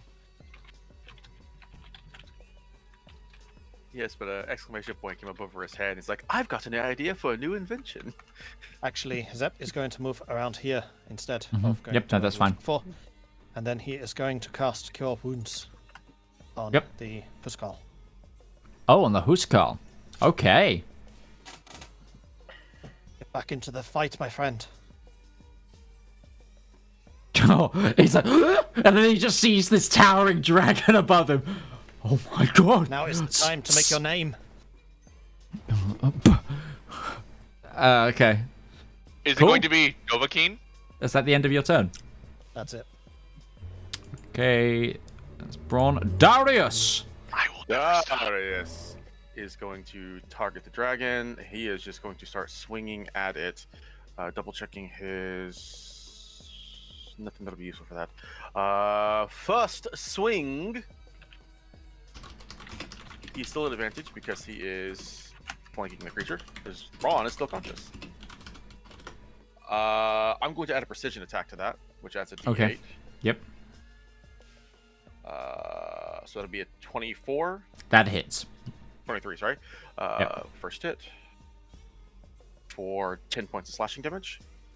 Make a second attack at advantage as well. Natural 20. Oh, wow. Roll damage on that.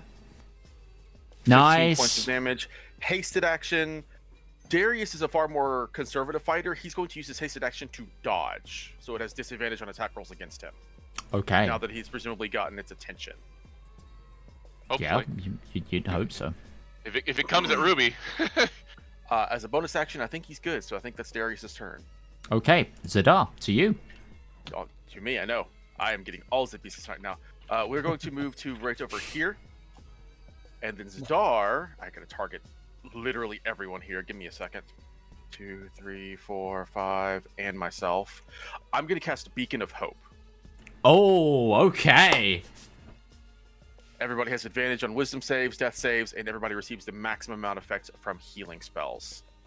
Sick. Beacon of Hope is a fantastic spell. Nice move.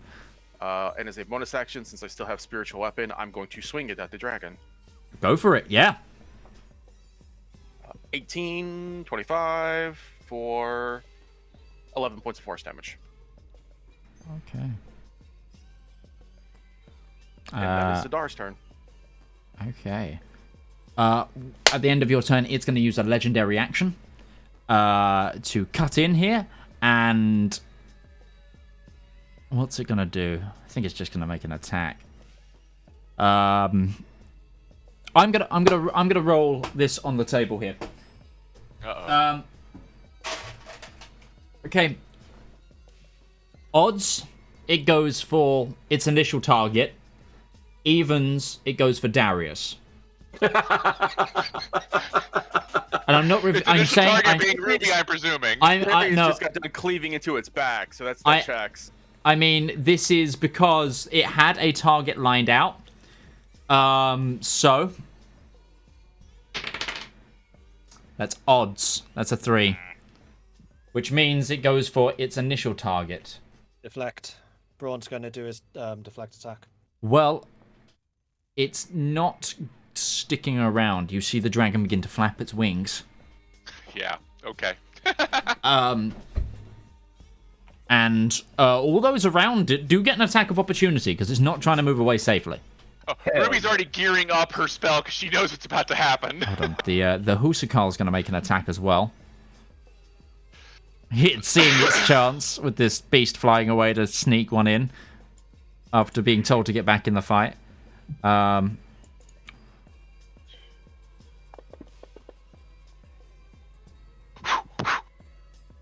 Oh, so close to an 18. Fuck. Huh. Unfortunately, I hit the roll twice, and the first one was a natural one, so the Huskar misses. I don't know why that rolled twice, but it was a miss regardless. Why is my AC it's rolling. incorrect? So Darius gets a hit off, Yes, my AC is incorrect again. God.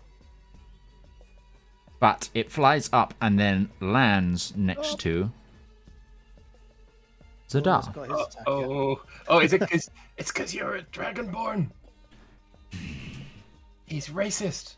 Don't know why I'm getting advantage on these. Did you have flanking? Wait, Wait, did I have flanking with Darius? No, because you were doing reach. We didn't get flanking? No, yeah, you should have done. But Can I roll again then? Because I only Yeah. did one.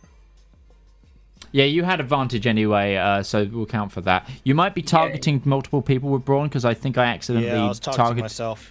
Yeah, Yeah. attack at Braun, miss. Attack at Red Dragon, miss. Does the Red Dragon have the... I think I need to do the bloody hex every single time. It's because we have so It's many probably effects because on it. you hit the. It's probably because you hit the initial creature with the hex, and this is technically a different token. Right. Is it still hexed now then? It is Because now, I've yeah. used it.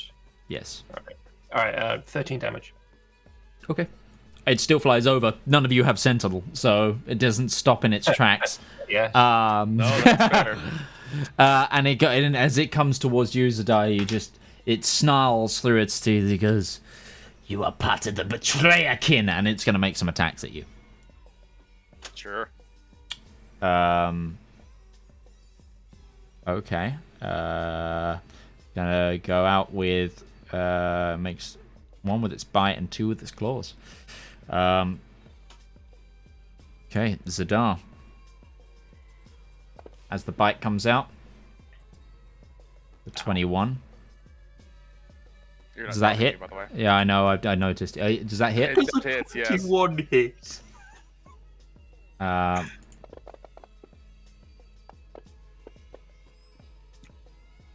unfortunately, you failed your concentration check as this bite cleaves into your shoulder. Sorry, buddy. And then it's going to make its claw attacks. Oops. First one. That's a 2, which misses.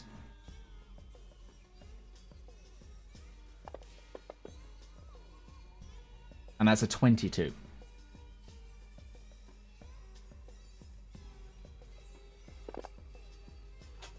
For 12 damage. Zedaar's down.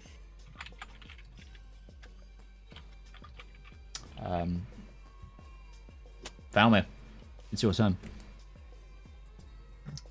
Well, this is going swimmingly. Oh no, you shouldn't be dead. Sorry, that was a legendary action. You should have only got one attack. One attack, I was... Yeah, sorry, that's me reading the turn order incorrectly. So, yeah, you still have that 12 damage. So what were you on before that? Whoop, whoop, whoop, whoop, whoop, whoop. I'll just give you 12 back, should I? That makes sense. No, I only had 10 left. Oh, did you? 28. Okay. Sorry about that. Nope, that's the That was wrong me. number. Valmir, your turn. You see Zedaar is being hunted down by a young red dragon. Shit. Do not let up on it, Valmir! Keep the attack pressure up! I am going to, with my bonus action, I'm going to do Hexblade's Curse upon it. Okay. Which I don't have anything in Fantasy Grounds for, unfortunately, but That's fine. We make notes. with my hasted action, I am going to cast Armor of Agathis. I'd like to imagine the rain kind of convalesces around Valmir and freezes solid. Yeah, Precisely. absolutely. You take the moisture from the atmosphere around you and it begins to freeze into a plate of armor around you. And then upon the dragon, I am going to fire 2 globules of purple energy with Eldritch Blast. Which is...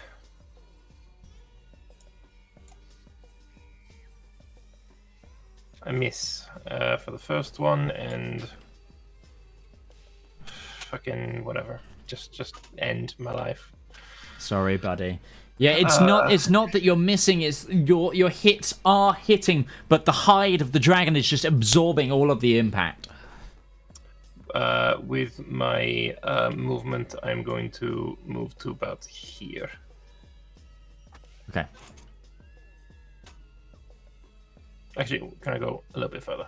There. Sure. You've got a lot of movement, so that's fine. That's between a tile, so I change the tile color. Would that help? It could do it being a bit darker, yeah. Oh, that blue worked nicely. Yeah, blue's good. Okay, cool. There we are. Okay. At the end of your turn? Can I just have 1 second? I can't remember if that gives me a +3 to hit, or is it just +3 to damage with Hexblade's Curse? I think it's just no, damage. it's just a hit. It's just the damage. Okay, never mind. Yeah, +3 to hit would be. I mean, yeah, potent. that one's not going to help, but maybe the other one. 16 Yep. might have done something. Very true. Very true. I'd like to think whoever is trying to dry their clothes right now is having a very rough time of it. Yeah. The sudden break of rain. Probably helped.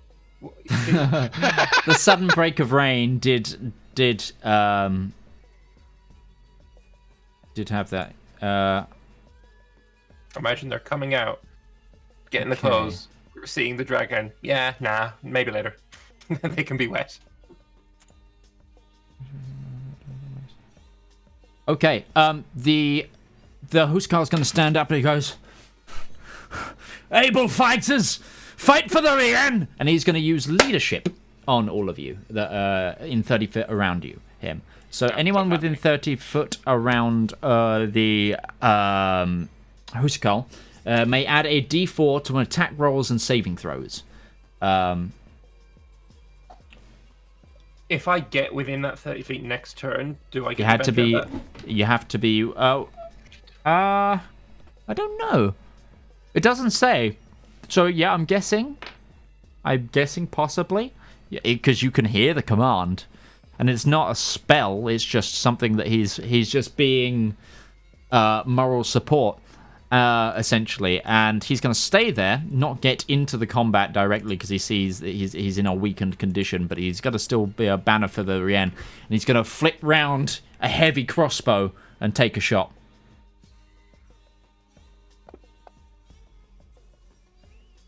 And he missed. But that's his turn. The dragon did not get its fire back, so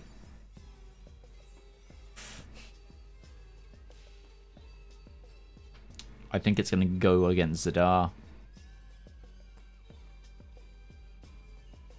I think that's what it would do here. So it's going to try and bite you.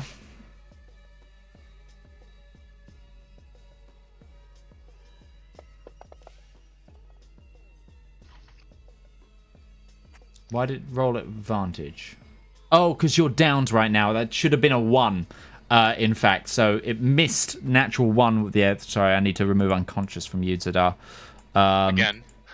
Yeah, sorry about that. So its bite attack misses it. You parry it with your shield, your steel willow shield, and it's going to try and come at you with the claws in frustration. Its attack's getting more savage.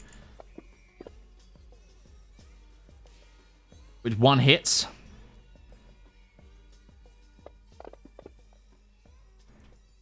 Yeah, And unfortunately, it in its anger, it swipes heavily towards you and just takes your legs out.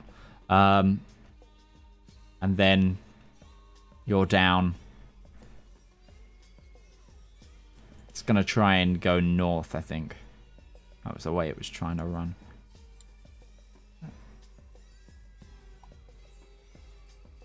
And it's gonna make an attack on Valmir.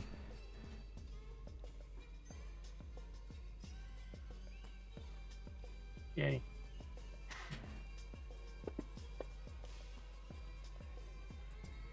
Which it hits. With a 19. 19 hits you, right? Yeah. Yeah. Okay, and you 17 take...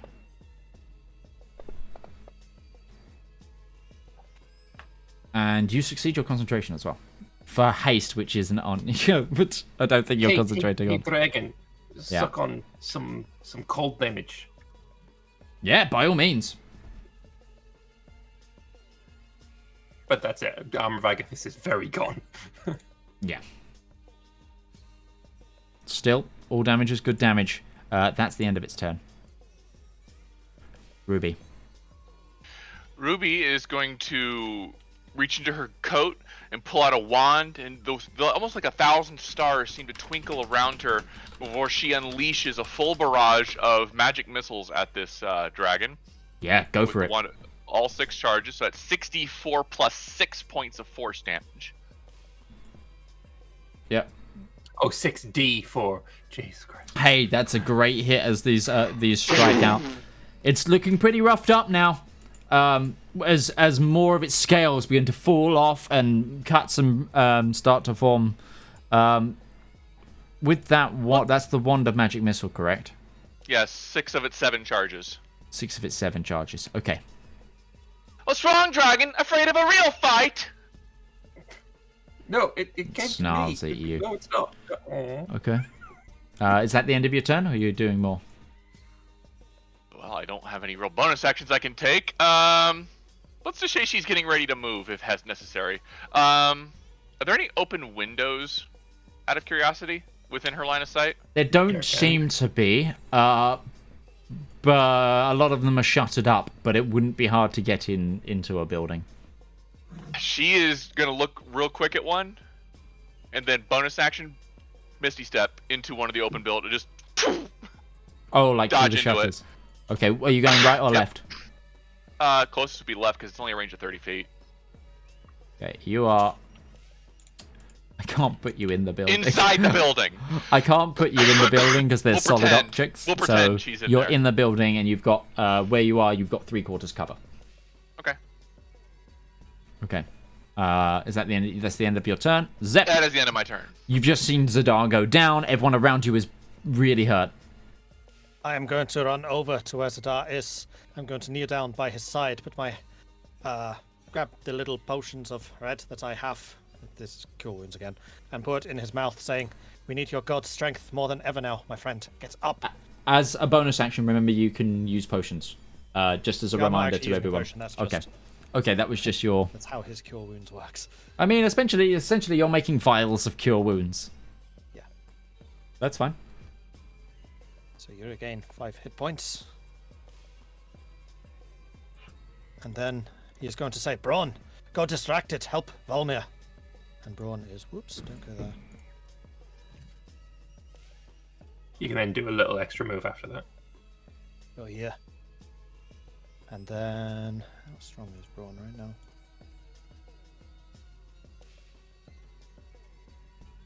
He's going to drop another heal on himself. Yeah, okay.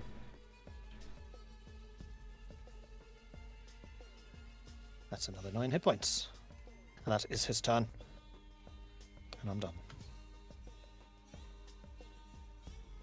Okay. At the top of Darius's turn, we're going to take our midpoint break. So, use this time. Go have yourself a drink. Use the bathroom if you need to. And we will be back in 10 or so minutes' time. We will see you then.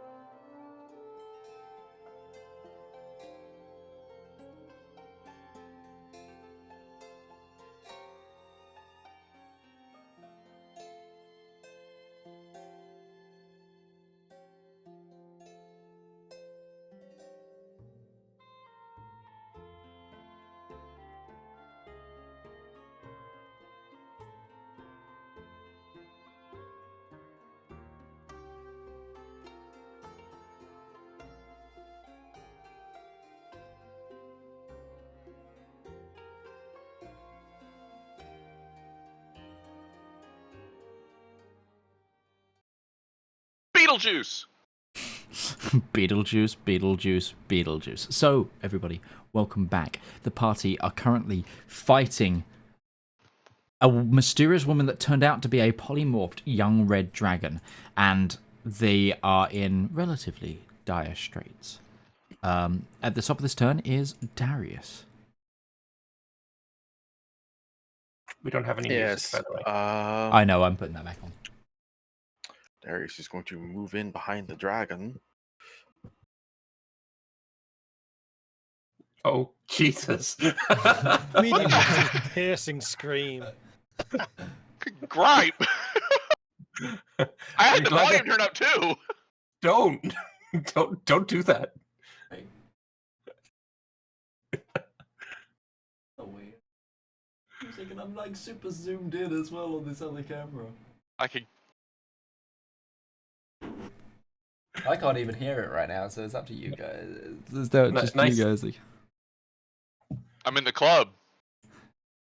I need to restart my Syrinscape player. I need to re-download that at the end of this because I think I've got an out-of-date version. But yes, Darius' turn. Yeah, Darius is going to move in behind the dragon, flanking it with Valmir again, and just try and put this thing down because it's looking fairly wounded at this point. Mm-hmm. He has advantage on these attacks because he's still flanking it. Yeah, right? I don't think that hits regardless. I'm not going to bother using a precision attack on that one. I'm going to use a precision attack on that one. Yep, go for it. 17. Unfortunately, just misses. Fuck, Darius. Hasted action. Swing again. Darius, the fuck? Those some that's wank rolls. just misses everything, and that's he will bonus action. I'm gonna go ahead and give him his own Don't forget he's got second action win. surge too. Yeah, also, can he superiority die to increase his... He tried. He did. It failed. He rolled poorly. I guess he does not have a second win set up, so I'll just do it manually. 3 + 5, he'll heal 8. So he's at. Would he action surge in this situation? Yeah, sure, why not? He'll take 2 more swings at it. If He only he's failed missed everything. completely, yeah, he would. Yeah, totally Darius would totally action surge. Uh, That's a 2 hit. For 9, take its second attack. That hits, That Rob. hits. 12 more on that.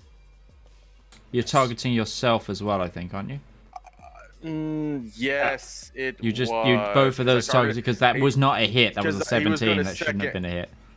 Yeah, So- I would have used a precision. I thought it was going to be a miss because we knew that I was going to use a precision attack on that one as well. So you need to remove 19 damage from. And that would have been a 19 on the dragon. Okay, so that would hit. So I'll add 19 to the drag. No, sorry, not 19. It's 21 because Yes, it's 12 and 9. So remove 21 damage from yourself, and I'll add it to the 'Cause I the thought he had dragon. second win set up. He did not have 20. Yes. Second Well, win that's a set up. nice round number. I can do that math. It's looking pretty hot. Take off a superiority die from him. He's down to 2 left, and that is Darius's turn. And at the end of Darius's turn, the dragon's going to use its legendary action for this turn. And counter-attack Darius. Select. Okay, so this is imposing disadvantage. Okay, it's going to make a swipe with its claws.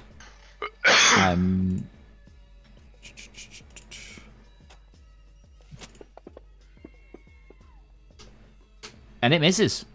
Ah, repose! It's coming straight towards. This claw is coming straight towards Darius, and Braun just sticks out his shield and clink, and the dragon's claws scrapes up it and clinks off. And from a gap in the shield, Darius puts his sword forward and strikes the beast for 12 damage. Is that 12 damage? 20 points of damage. 20 points of damage with a masterful swipe. Those two working in harmony there.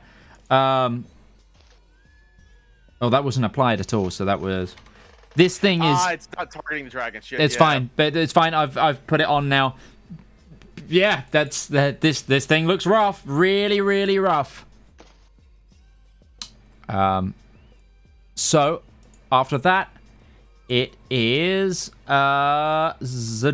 Zedaar, you are on the floor right now.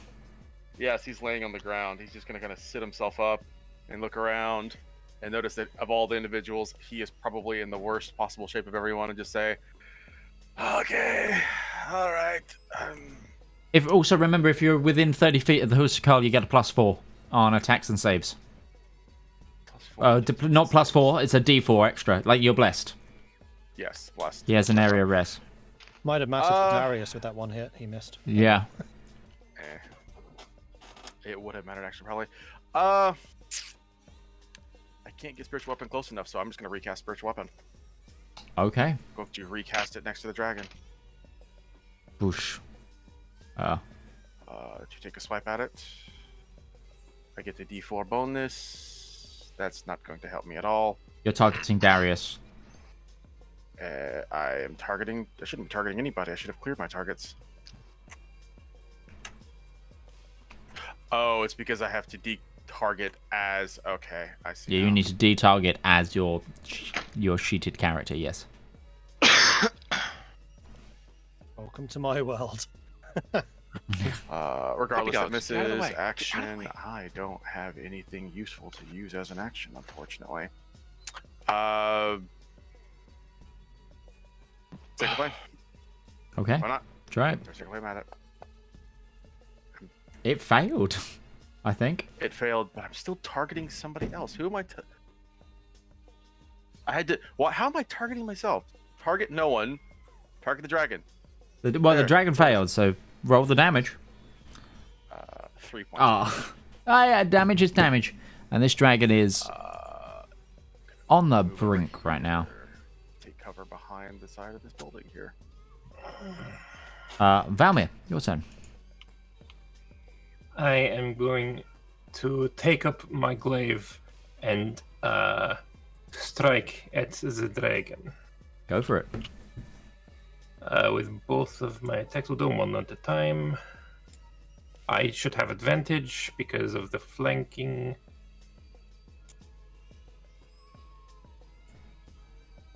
What the fuck?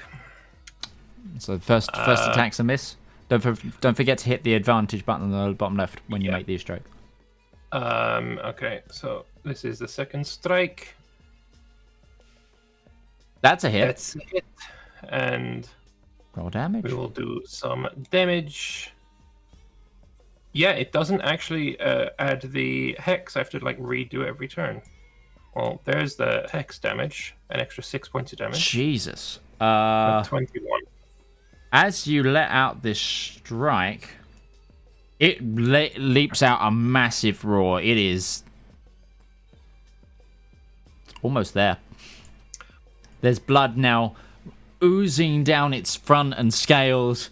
Its eyes wild with panic. Action surge! Yes. And we are going to hit it again with the glaive. That's a That is hit.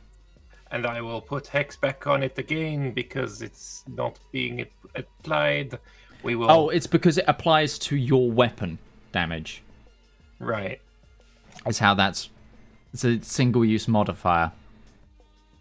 It's dying. And as you swipe up with your glaive, you rend open this dragon's front, and a cascade of scales, bile, and muscle wall just from its front and neck just falls from its strengthened position round its skeletal structure, and the dragon slumps to the ground. Sweet, I gain 8 hit points. Yay. You are out of combat order. The city continues to burn. Screams are all around you. I get to add a fucking dragon to my log. Yes! Ba, ba, ba, ba, ba, ba, ba, ba, ba. As the young red dragon falls to the ground.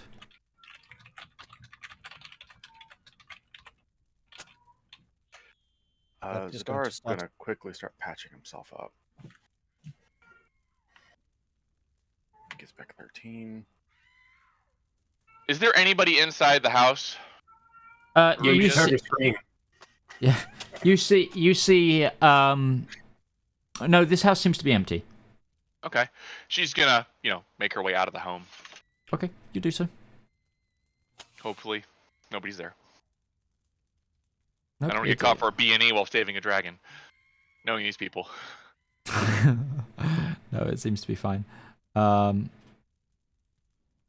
Everybody all right with fingers and toes? I feel great. Oh, I found like you. I You feel like you're gonna scratch. I'm trying to find music I that's have- not too jaunty. Apologies.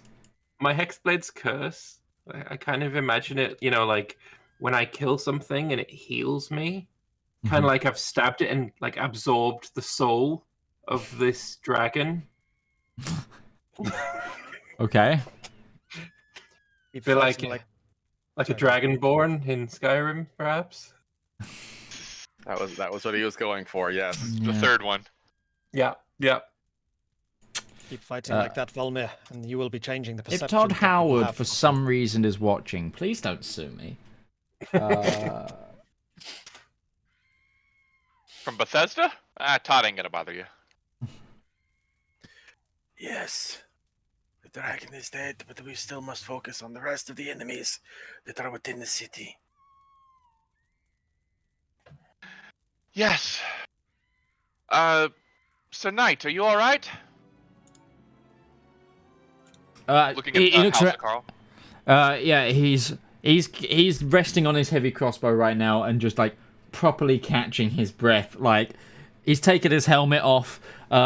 He's covered. His face is like covered in blood as well. Just like, and he's just like eyes wide, looking at this corpse of a dragon. Like, by the nine lights. He's kind of just. You just slew a dragon friend. I'm never gonna believe this. Well, be sure to mention us in your report. Skyfire Adventuring Company, and she'll go back to the group. Okay. Guys, I killed the dragon. Congratulations. There we go. We still have work to do. Mend your wounds. Zep's going to spend time casting mending repeatedly on. Okay. Zedaar, tending to everyone's wounds, is actually going to tend to the wounds of the House of Carl too. Just quickly using his healer's kit on pretty much everyone. Lady, stop screaming! I killed the dragon!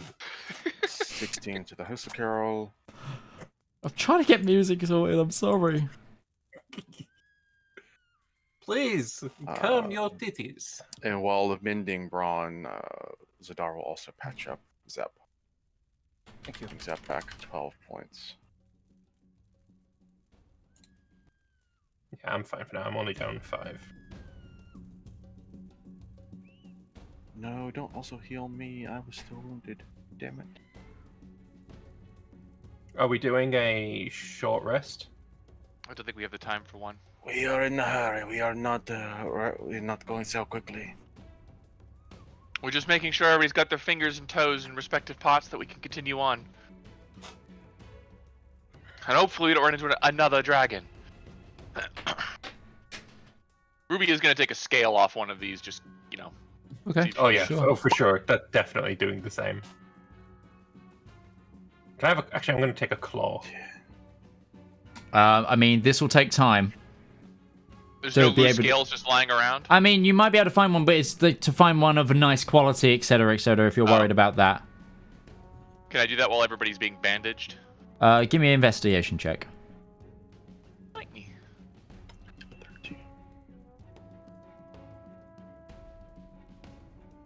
Not intimidation. We don't want to intimidate a claw off the thing. Natural 20. You managed to find 3 scales of really decent quality that managed to be shed off on a chunk of meat. Sure. Out of curiosity, would she have any files on her? No, really tools.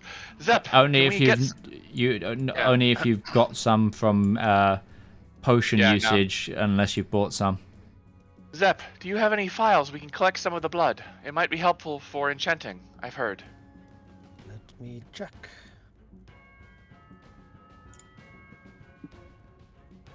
Before the city scavengers take it away. I I'm have going- oil flask. I can just pour the oil out. Hopefully it doesn't contaminate it too much. I mean, she's used potions of healing before. I don't think she keeps the glasses, though. Give me a quick investigation check in your bag. Well, I don't know. Give me a straight D20 luck check to see if you've got any empty vials. That's an 8. Unfortunately, you do not have any vials. Would Zep, seeing as his cure wounds is basically a vial of healing? Give me a luck check as well. Water skin. She can dump out her water skin. Again, no, not really. Not anything that you think might not contaminate the blood. She's gonna dump out her water skin. Okay, fine. How are you trying to get the blood into the water skin? Probably take wherever she's been wounded and kind of see if we can prop it and just let blood fall into it. Okay. You get a small water skin, not full, but like a third of a water skin of dragon's blood. Okay. They come in handy. You never know. You never know. But Can I like chop the hand off? Just the entire hand. again, you are just taking more and more time while the city erupts in flames around you. I will say this: Yep. you can, Okay. but Let's you go. are adding to time. You've already taken about 10 minutes right now. 10 minutes? There, I would not have waited 10 minutes. No. Like, because it took Zedaar literally 2 turns to patch up. Sorry, 3 turns to patch up people. 18 seconds, and we're gone. Okay. Takes Less Ha- than a minute. 2 minutes to heal Zahar. It's 2 In those minutes 2 to minutes, heal. yeah. Okay, so you're only waiting those 2 minutes. Then to say that you got more than those 3 scales is not going to be Okay. because Very you've skills are taken the fine. time. Yeah. Because it's time to stay and look Yep, round yep, or yep, carve we're up gone, the corpse. we're gone, we're Okay, gone. where are you going? I'd say haste is gone as well. Probably gonna start helping. Is there any more sounds of dragons in the city or sword fighting? Give me a perception check. Anyone who wants to listen. And haste will have been gone, so let me... You've got like 5 concentrations on you as well, Valmir, for some reason? Are they all the what's it called? Hexes? Possibly. Natural 20 from Braun. And Zedaar. Hey. Okay. 5! The Braun and Zedaar, no further explosions have taken to the city. In the distance, you do hear some roars of fire and other odd elemental effects you can only put it down to. And as you look to the skyline, you see a number of dragons leaving the city. The buildings begin to burn around you. And then, as well, Zedaar and Braun notice this. A beam of greenish white mint-like energy skyrockets out of the city like a cooling beacon from back the way you came initially. Joanna. Let's go. Oh, your haste is off by now. Yeah, I've removed it from the 2 that are hasted. Yeah, Ruby's not waiting. She's full sprinting back to the end. Okay, you guys begin to sprint. Give me a quick survival check just to try and make sure you get through the city speedily. If she... 13. Let's make this a group check. Everyone do a survival. I'm guiding myself. I'm not going to do one for Zap because he's on Braun. Oh, fuck. And curious. But Zep would be pointing the way. No, that's true. I was more thinking as I was pushing the way through, but yeah, okay, if I'm pointing, I can do one. Go down that alleyway and that street. Survival. 13. The dice are We not roll on your like side arse. today. As you begin to travel back the way you came, the two buildings from either side of the road have collapsed in on the road, forcing you to take a different direction. You move through the hustle and bustle as wounded soldiers, villagers, townspeople scramble to either the defense of the city or to get away from its destruction as fires roar. Buildings begin to erupt in flame as well.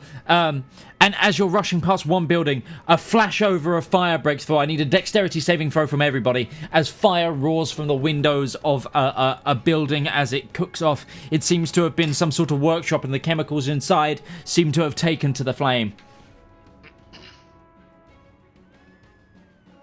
I think Darius can add superiority die to saving throws, right? Not a dex saves, no. Okay. Anyone who got less than 10 takes 2 points of fire damage as the fire licks their face as you guys run past. But eventually, you are greeted by... I like that rolled as the young red dragon from me there, which is quite funny. Looking around, is there another one? It is inside the building, just breaks out. No, as you guys approach the tavern from which you were staying, you see it is encapsulated in a green force field, almost completely unscathed compared to the rest of the city. The beam of light erupting from the middle as energy funnels up it. It seems to be something powerful within inside is keeping this building completely protected.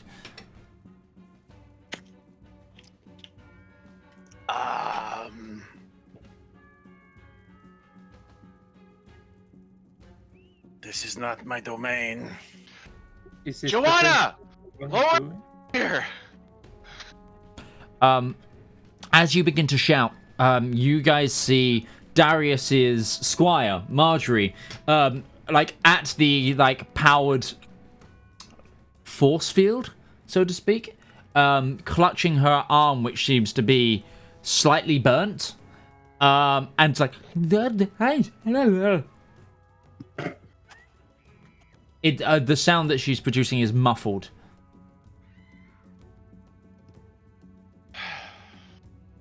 Zedaar, you're quite intelligent, and so is Zep. Give me a quick intelligence check. Quite intelligent. Relative. Oh my god. Unfortunately, in the din of everything around you, you didn't quite pick out what Marjorie was saying. Yeah, Dragonborn, they never learned to read lips. Is it completely impenetrable? You haven't tried, but Yeah. as you approach, Marjorie goes like, don't.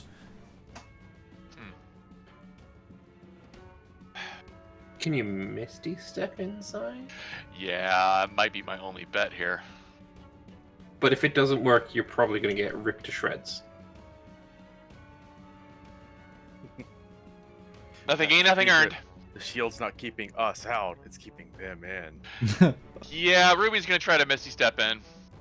Go for it. It's a spell cast, she's just casting it and try to bam through. As you bamf, you appear inside the shield. Marjorie turns to you and goes, it's a girl, she's in some kind of status. I understand, we have to wake her out of it. And she's gonna go to Joanna.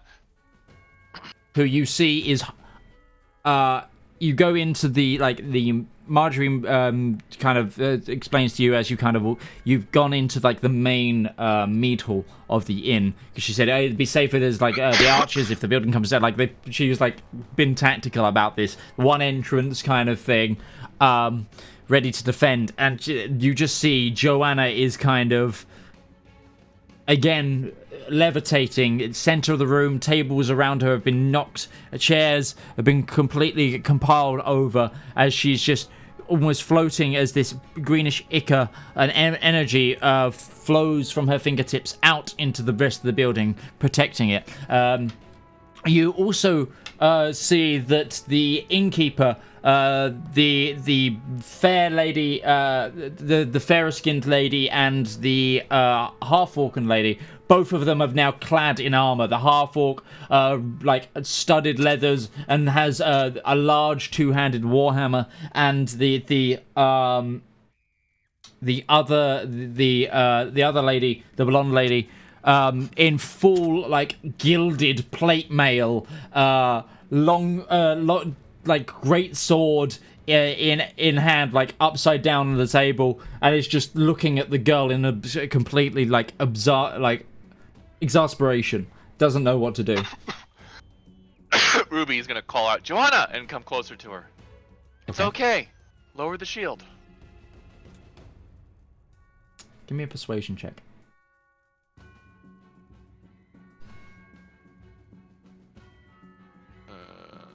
Please don't fail me now. 22.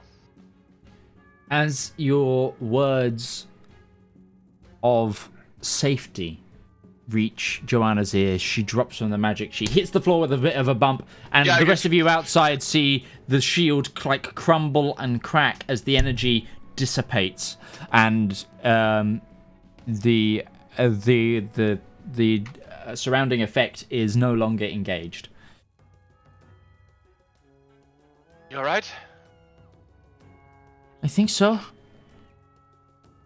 You did good. The others are waiting. They should be here in a moment. Is everybody... You should look towards the innkeeper. Is everybody all right? What happened?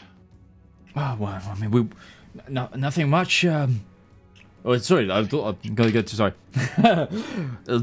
The city, it seems... we heard the dinner battle in the city and we prepared ourselves. By this time we came back and we found the girl floating. We couldn't shake her from the effect. It's good she did. There were dragons about.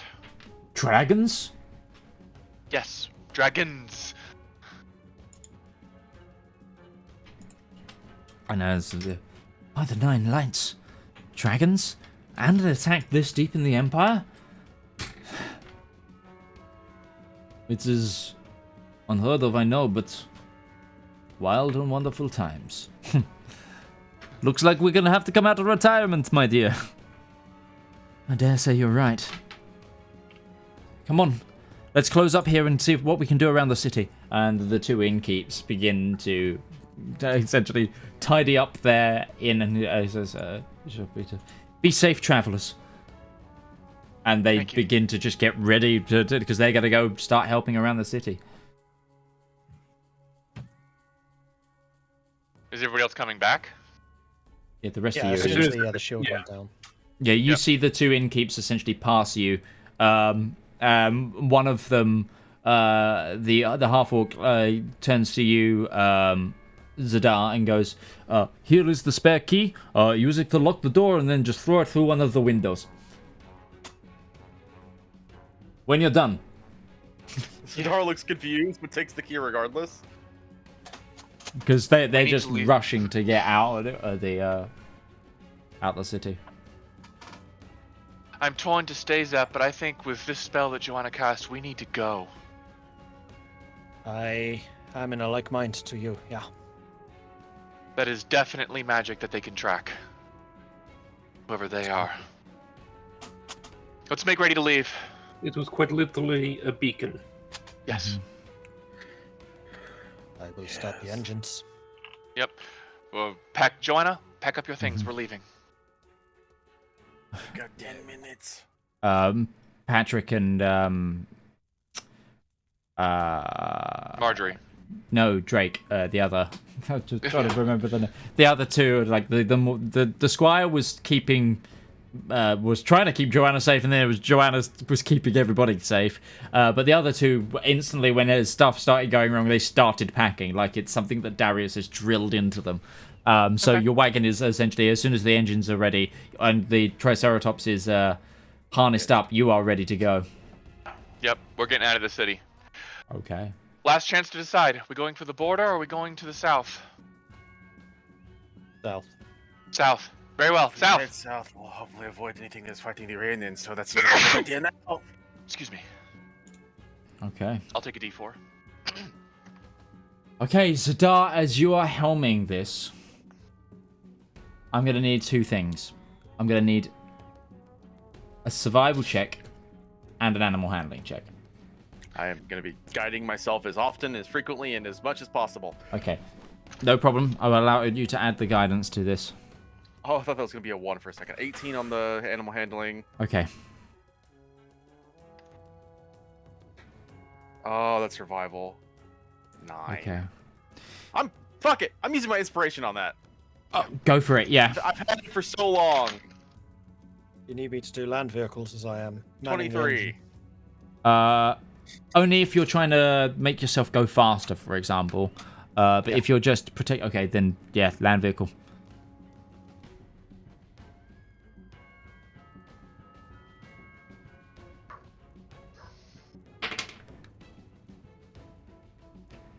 Seven. Unfortunately, like, because you were in such a rush, you didn't get the extra fuel up to the boiler, to the furnace and the boiler in time. So it's just you're going along as normal with that. Zedaar, as you guys begin to travel out of the city, you're struggling to keep control of the trike at first, of the three-horn at first, but because of all the destruction and the fires and the screaming and the running of people, but eventually you get her calm and under control, and as you start to move, you go past the nearest gate to where you guys are staying, and you look down the street and you notice it is just jam-packed with people trying to escape the forefront of the city. So you think, okay, I'm gonna go. You instead of trying to turn down that road and trying to get out that way, you go. You something in the back of your mind, like Bahamut guiding you, tells you, no, keep going for a bit. There will be a clearer path, and eventually, out of a lesser used gate, you guys, after about 30 minutes of on edge transit, as you see the destruction of the city, you manage to get out of a gate across the old Sunrise Road into some of the slums, which haven't really been hit by the damage, and it's more people shocked and onlooking at the destruction of compound. While this isn't the road you want to directly get out on, it's like not the Southern King's Road, you see that up on the hills towards you that it does intersect later, so you leave the city and begin a journey on the road. The city burning behind you. What the fuck was that? Dragons. What the fuck Dragons! was that, Mage? And you made it But out. yeah, hey God, what was that? A They dragon. mentioned the betrayed and they targeted Zedaar. Is this something that he would know something about? Yeah, give me a religion check, Zedaar. Absolutely. Passive check. Guidance on this. Hey, 23. So, with a 23, and this direct attack on you and the relation to it being a dragon, the betrayed is a reference to those gods that were kicked out unwillingly from this plane by the forces of good at the time of the War of the Heavens. Namely, on the side, Bahamut's forces were mainly there to throw out those dragonkin that served Tiamat and her believers. Betrayed seems to, or reference to, you've dealt with a few of these in Atria in your past, like you've heard tale of them. And they've been mentioned in teachings, especially religiously. And the betrayed are part of a cult to bring back the old displaced gods. And because they see themselves as rightful claimants to the land, because they were the ones who initially won it. And they are essentially a cult. Explained more dragony. And the betrayed is a sect that seems to be helmed mainly by dragons. Whether it's dragons that directly believe in Tiamat or one of the other betrayed gods, it's known that these dragon, or like this is storied history as well from religious history. These haven't been active for like 500 years. So it's weird to hear it now, but also not as weird with the life cycle of a dragon. that it be repeated as soon as we're kind of out of earshot. He probably wouldn't want to scream that out to the heavens with lots of people around. But do you think with all of what's going on, the dragons decided to use this opportunity amidst the chaos? Maybe they are the ones that caused the chaos, provoking a war between the two nations. Could their return somehow be related to Johanna coming out of the prison that she was in? If you would have asked me this a while back, I would have said no, but after we found the portal, I think there is a connection.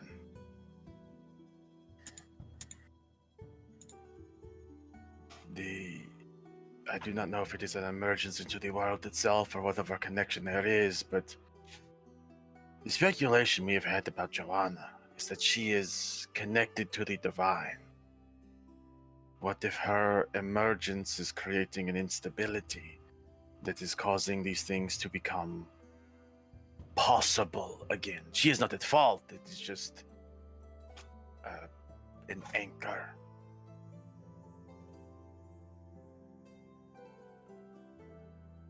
How is Joanna at the moment? She seems okay. You're muted. Sorry. She seems okay. I wasn't muted for stream, but it was for you guys. Apologies there.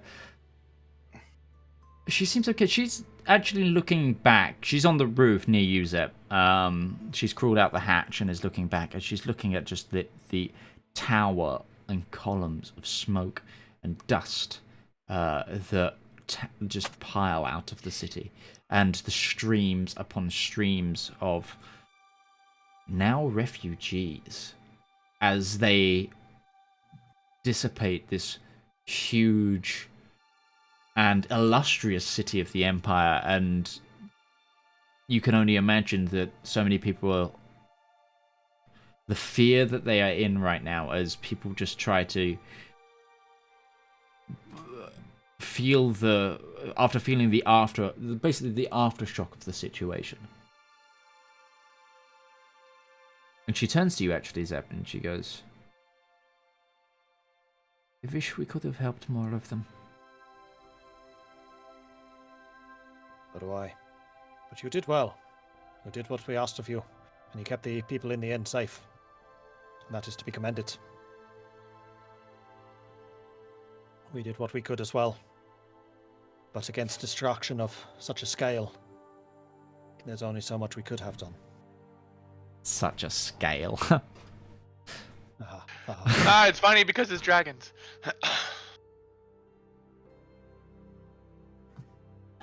But after a shocking eviction from that city, you begin to move south, and after a few hours, you join the trade road. There's this portion of the trade road is known as the Valley of Kings. As you move through what seemed to be a valleyed gap in the mountain range, as you begin to see it come into your horizon. This mountain range is huge because you are miles away and you see it towering above the trees. This road seems to go through one of the lowest points of the mountain range, but the incline is steady, so it's definitely not going to be like low by the time you reach the top of where you're going. But you continue down the river.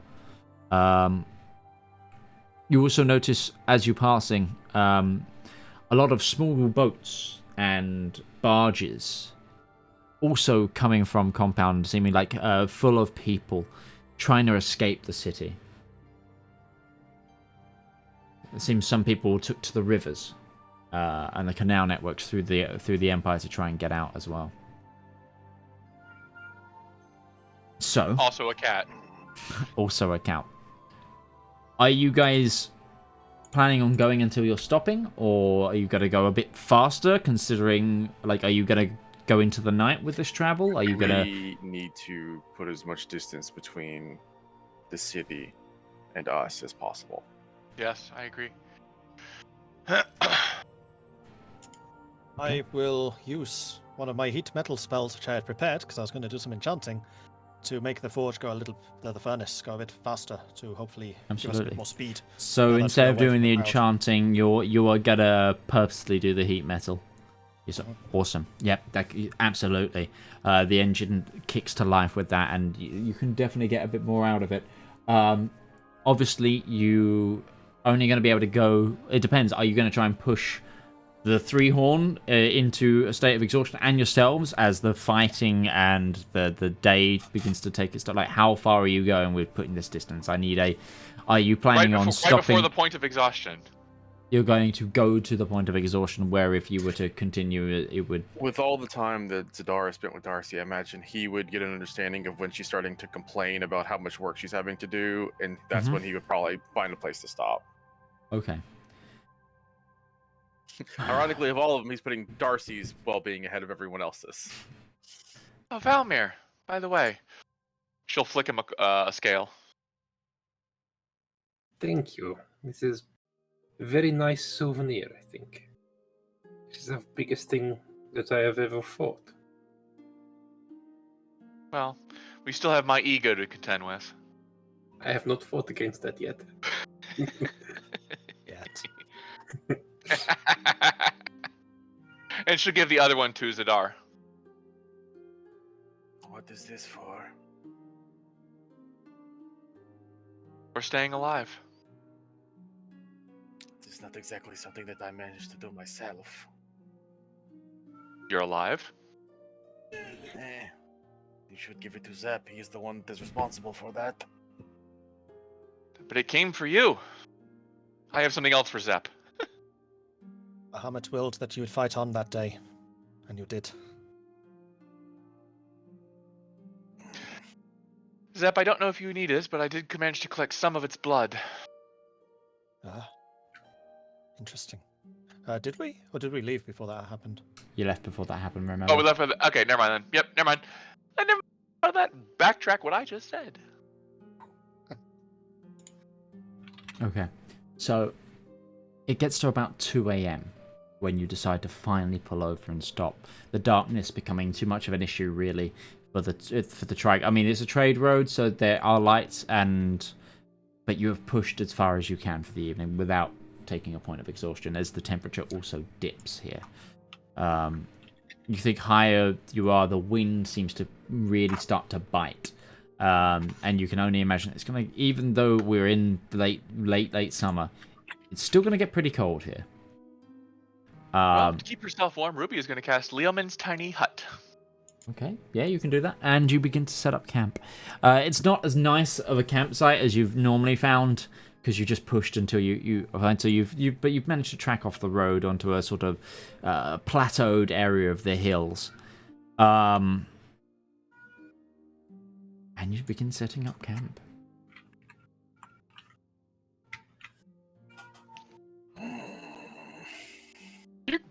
That cat is following us. I think it may have managed to find its way into one of the compartments when it was trying to hide during the fighting. I think so too. And even though it is the dead of night, you do see people trekking this road. You see people with baggages and as much as they could throw on a cart, children like asleep up against the edge of carts as they trudge along, and people just trying to get away from compound. Can you still see the fire of the city? Yeah, definitely. As you turn back, because compound is essentially in the center of a valley and a floodplain, so connected by a major artery of a river, and it's just in a very... And from where you are, where you've been going up in elevation, even though there's been trees and hills, you can still see the city, and it is just a light. You think you could see this probably far away. With so much We didn't destruction. have time to get cold weather gear at all, so this is going to be difficult for us. Hopefully, when we come to a town, we'll be able to get something akin for it. I'll make sure we don't. I'll make sure we don't freeze at night. But I will work through the night to see if I can make some cold weather equipment. Zap, you're exhausted. But needs must. I can sleep Well, tomorrow. why not work? Why not work tomorrow while we're driving? I'll keep us warm for the night. You do need your rest. Okay. To put into perspective what kind of temperature this is like end of summer Copenhagen. That's hard for anybody. those of us who don't live in Europe. End of summer Still, Chicago. still very comfortable. end of yeah. It's right now. It's So relatively we're comfortable. talking like Fahrenheit mid-50s in Europe. 46. I guess it'd be like 46 Fahrenheit. 46. Okay, That's a 46 bit chill. Fahrenheit. That's a bit chilly. It's cool, but it's not like uncomfortable. Yeah, no, it's not cold. You're not going to be taking cold Yeah. weather gear. We're But not marching through. We're not 7 marching degrees up at the end Everest of here. summer in Copenhagen. I'm not Could we sure. see if there was snow on the well, mountains? it's probably a little bit more pre-global than that. warming. It's probably about Never mind. 50. Yeah, I mean it Before or after varies it's as flooded. well because the main thing isn't actually the temperature because you're in elevation. It's the wind chill Was there snow on top of the mountains? Could we see that? ahead of you. Yes. You still have some time, Zep. We And will you need some can- furs Hey, and we- things though. I only have Hey, things I like imagine- leather and cloth. And I am not a tailor, so I will not be as effective at this as I am with other things. I can How many help. people can fit inside a tiny hut? It's 10 foot or 10-foot radius. There's an actual There's- limit to how there many is an people actual can fit in limit. it. I think it's 8. Let me double check. Because right now we have a party size of 9. Well, 9 creatures of medium size or smaller. The cart itself will have central heating, That's especially true. once we have the heat metal going. Yeah. I'm But quite it's- content to stay in there. I like my engine. I was going to I like suggest the that idea that furnace the might cooling also help end- with that, yes. Yeah, I was gonna say you just crawl inside the cooling engine. That's why you have to be very careful when you have an outside cat, because they love to hide in the engine space of cars. Yeah. Well, you have to be very careful Yes. when you have an outside gnome, because they love to hide in the engine spaces of cars. I love that. Okay, we're back. Gotta go Photoshop that.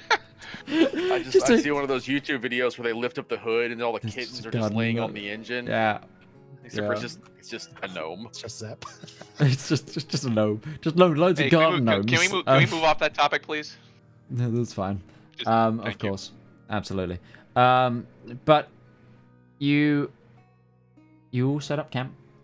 Like I said, it's not going to be harsh weather cold, and you begin to just take into account the day you've just went through. What seemed like a very, very normal day, interrupted and disrupted by a monumentous event, made ever more fearful for you as a party by the fact that it caused Joanna, although not to do anything destructive, to do something very signaling. So, who's taking first watch? I guess Ruby will be. Fine. If we're starting at 2 in the morning, it's pitch black out. Mm-hmm. I'll cast light. I have dark vision. I'll join you. Well, yeah, there's also the lantern on the end of the wagon. Continuous flame. Go with perception checks then, Team 1. Fuck, I need to buy more ruby dust to make Do I have that disadvantage? Damn it. Zedaar, you could have picked that up while you were shopping with Joanna. DM, do I have You don't have advantage. It's just a straight roll. Okay. Then I will say for this, I'll mark off, I think it's 52 gold pieces. And I'm going to say that I also put a lantern on the back of the wagon too. So the entire area should be fairly well illuminated. Okay. That's fine. This wagon is getting a lot of modifications. I love it. Which means I would have had that smoke weird. 15 and a 14. That's fine. Your watch progresses similarly. It seems like a lot of the locals of the city aren't like you stopping. Some sort of nod and say hi, but most assume that you didn't come from the city because you've pulled over. The rest are just scattering. They are just hard riding in this direction towards the mountain settlements, either for protection or to raise alarm or just to get as far away from compound as possible. Group 2. Myself and Darius think are in group 2. Yep. Or are we group 3? Normally. Up to you guys tonight. We'll go group 3 because then Darius has got a better night vision. Like it's lighter for Darius. Okay. Ron can be 2. He's got very good perception. So this would be Braun and Zedaar probably. Okay. 21. 11. Braun, on his check, he notices something which he instantly raises to you, Zedaar. I saw something fly over there. It looked wounded. Where to? Did it land? I do not know. It went behind those trees to the south west. I do not know why I have made him Russian. I do apologize. I have forgotten my blonde voice. Ah. Idiot. Rebooting back to German. Hold on. I took a knock to the head. There we go. I am better into the German. There we go. Yeah. We don't have much longer before everyone else is ready to wake up. No, If it it's, did just it's now land, very then early it would morning. have to- It would take some time for it to rest. We will keep an eye on that position, and I think maybe tomorrow we start by investigating it. Okay. And with that, the rest of you begin to wake up. You haven't done a full rest, but it's morning. Should you wish to sleep in, you can, and those of you doing the final watch can, if you want to obviously try and get a full rest, and I will give the party a full rest. But I'm sure Zedaar and Braun for certain tell the next group where to look or keep an eye on for this. But Valmir, if you give me a perception check. Yep. Darius 2, I presume. What the fuck ever. Darius as well. I don't want to know which trickster deity you pissed off, Lambert, but keep the fuck away from me. Isn't it? Darius keeps a keen eye on that area. Can I have advantage because I can see in the dark? It's light now. Ah, all right, we need to swap these orders around.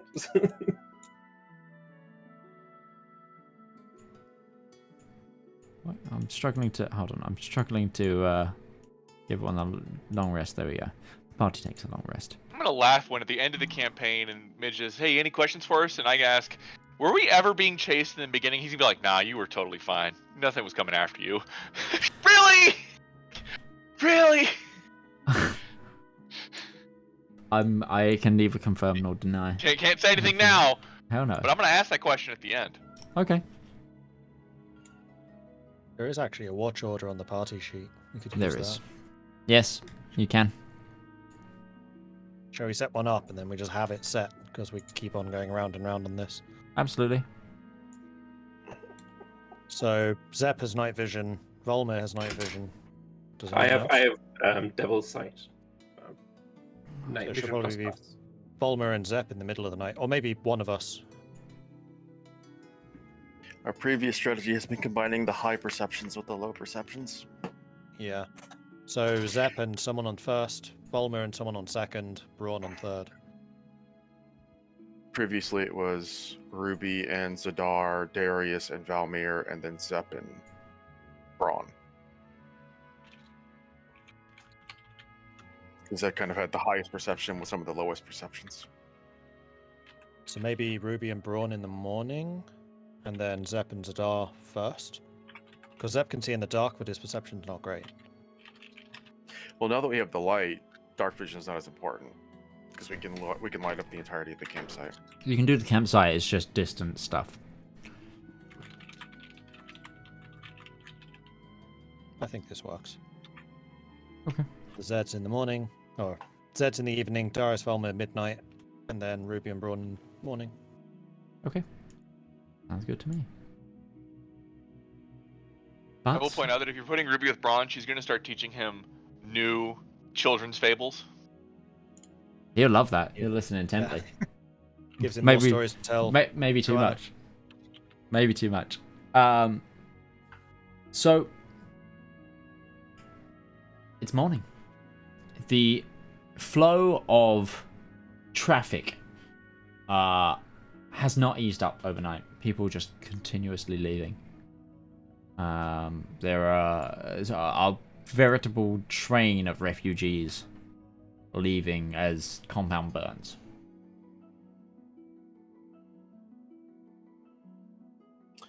But the day is yours. Braun spotted that there was a wounded creature flying away from the city that landed nearby. Should we head in that direction? Potentially a dragon landing at its lair. Potentially. I am not sure that these would have had lairs not this close to the city. They came from underneath. Oh, this is towards the mountains. Potentially one of the animals that accosted you in the sky when you were joy flying. That is true. They do have griffin knights. They were probably fighting as well. Perhaps. I still think it's worth investigating. If the dragon is injured, we can ambush it and kill it before it causes any more problems. If it's one of the injured knights, maybe we can render assistance. I agree.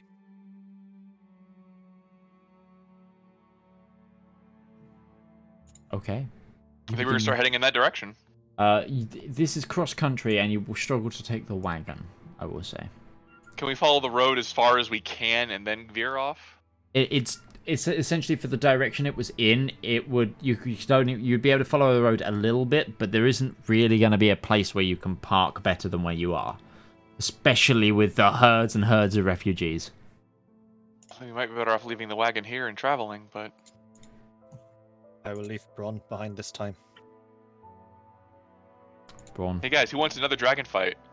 Hell yeah. Hell yeah. Roach comes back next week. It just says, "Oh, what did you guys do last week? We killed two dragons." What? Imagine Roach's reaction. Okay. Okay. I'd imagine Darius would be raising complaints about this course of action, but Because we're not getting paid to kill the dragons, we're not getting any rewards for fighting the dragons. Yes, Darius is probably complaining a lot about the fact that we keep choosing to do this. And then saying, okay, we'll do it. I guess I'll just do it anyways. That's a weirdly good Roach impression. I mean Darius impression. There's a difference.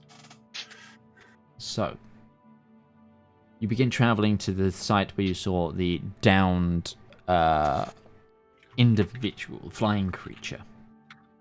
You do continue, and someone give me like either a nature check or a survival check. Whoever's like helming the distance as you cut across this hilled area, scattered with trees. I feel like that continues to fall on Zedaar because I have the best survival just from nature of being wise. 17. It is definitely not me. Okay. And that's what I get for not referring to it as wisdomous. So you progress on, and after about 2 hours, you hear in the brush ahead of you a noise. It sounds pained, kind of like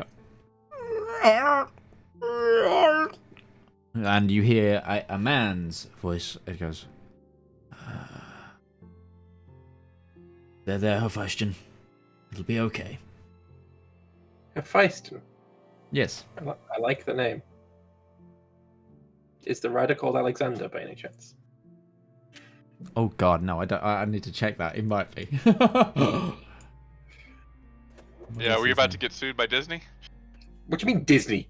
Disney? His That's history. history. They don't know that. Disney now owns the rights to Alexander the Great. That would be Good, they would. Give it 10 more years. Totally would try. Wow, I mean, they're doing it with Norse I mythology. thought his mount's name was Brucephalus. Yeah, is, that's not the Bucephalus Mount. is Feiston was his best friend. Feiston is Jared Leto in the Alexander the Great movie. Just, That was Jared Leto. Oh no, that yeah, it was Jared Leto. Yeah. Oh, that was way before he was like super famous though. Yeah. Yep. That was before 30 Seconds to Mars, Jared Leto. As long and boring as some of that film is, the battle sequences are amazing, and so is the soundtrack. I just like the entire thing. To be honest, I don't even think it's boring. very long. It's very long. Yeah, No. that's a movie I took my girlfriend to at the time. Anyway, and yes. Moving on.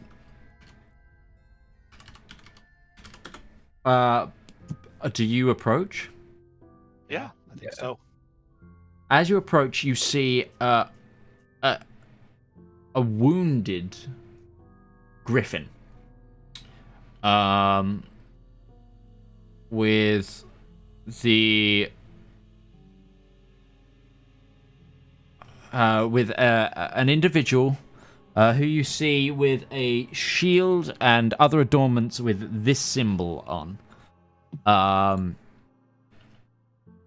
And I can't bring that up for chat, unfortunately. But it is a shield, or it looks, and the shield, for example, which is on the side of the griffin, and the heraldry on it seems to be two white suns in splendor on a black field with a blue tip. The individual has an axe.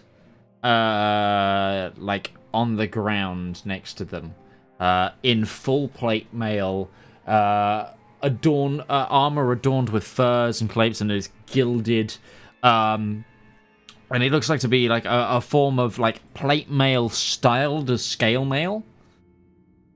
But they also look equally as wounded. They've splintered their leg, and they seem to be tending to this beast. Hello there. The man bends down. His hair is, well, also you notice now as well, is it's a deep sort of it's like a dusty brown intermixed with ginger.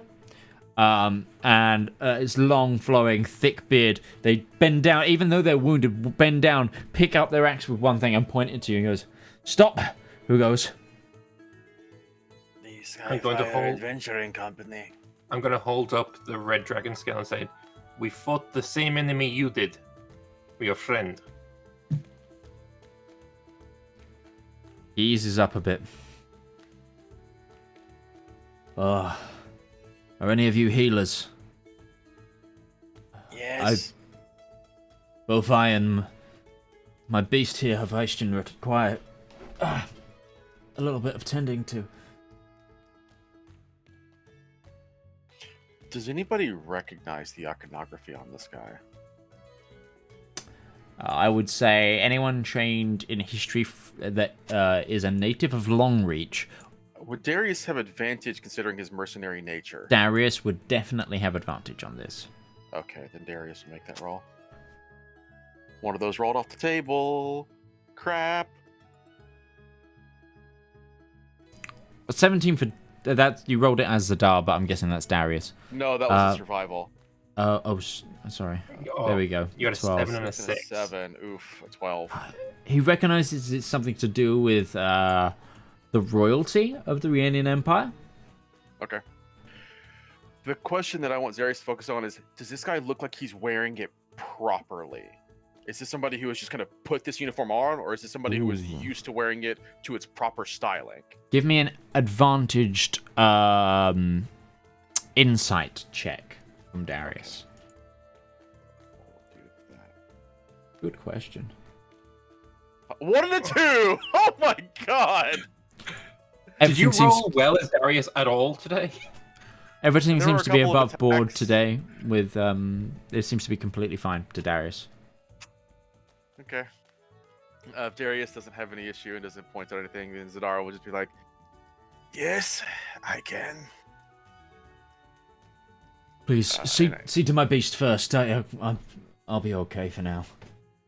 With an animal handling check, can I see what type of damage this beast has taken? Yes, absolutely. Okay. Roll animal handling. I rolled fine, 22. You can see that this beast, under its plated armor in sections, seems to have both claw marks and what seems to be burn marks from attacking. But the burn marks have they don't look to be fire burns, more like cold burns.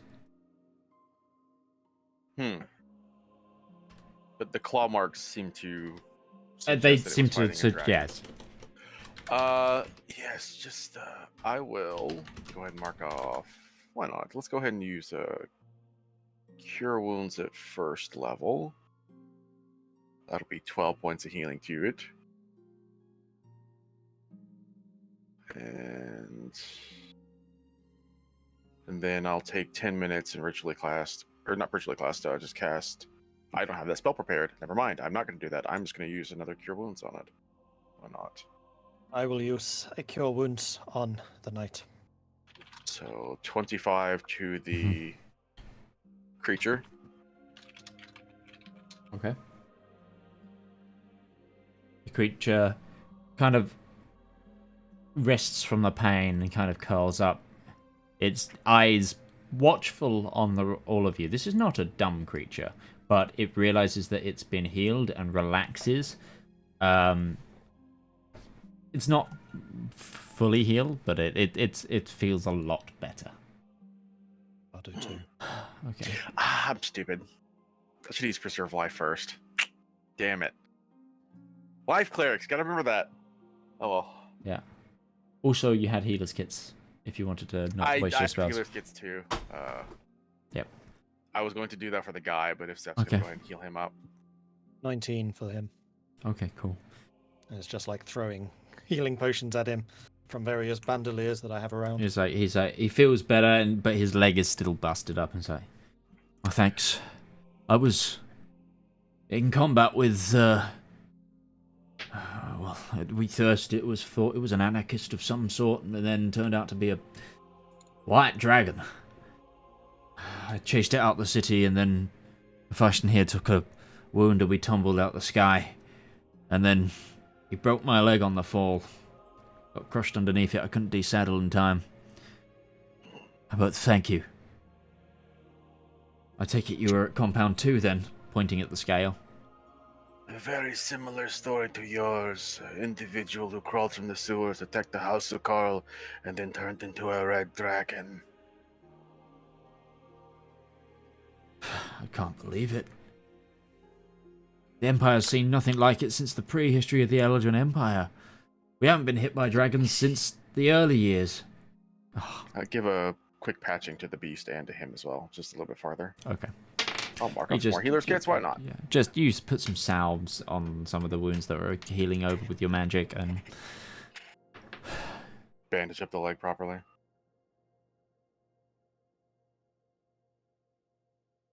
if I had gold on me, I would pay you for your time. Honestly, it's of great help. I should get back to the city as soon as Her Hystion's ready to fly.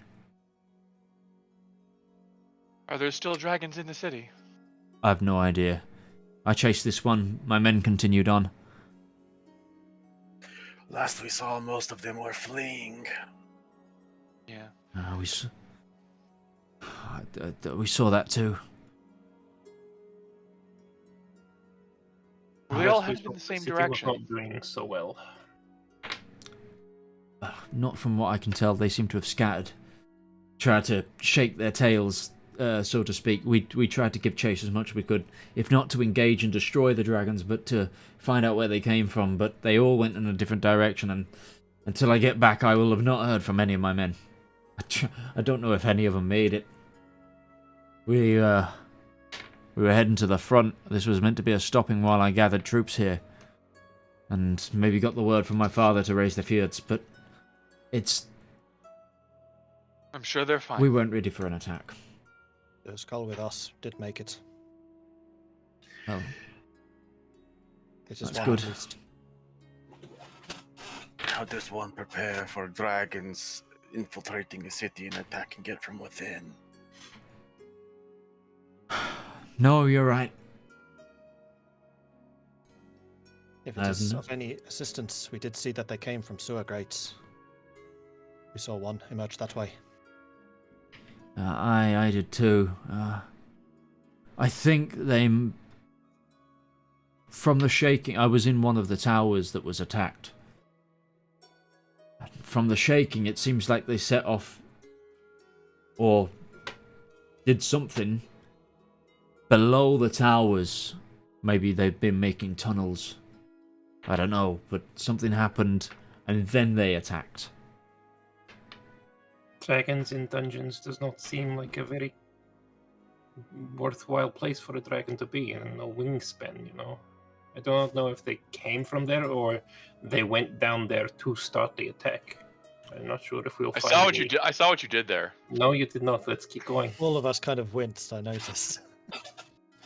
It was extremely well coordinated, whatever it was. And No, sapping, don't. sapping beneath walls is a pretty classic strategy for siege warfare. There may be more coming if your defenses are breached.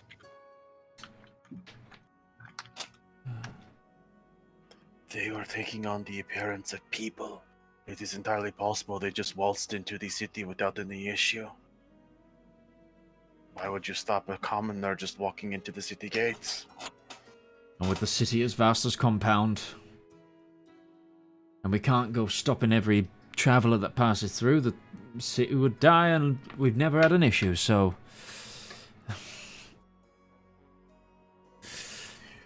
We're glad you're okay. We're going to keep going. Thank you. Here, take this.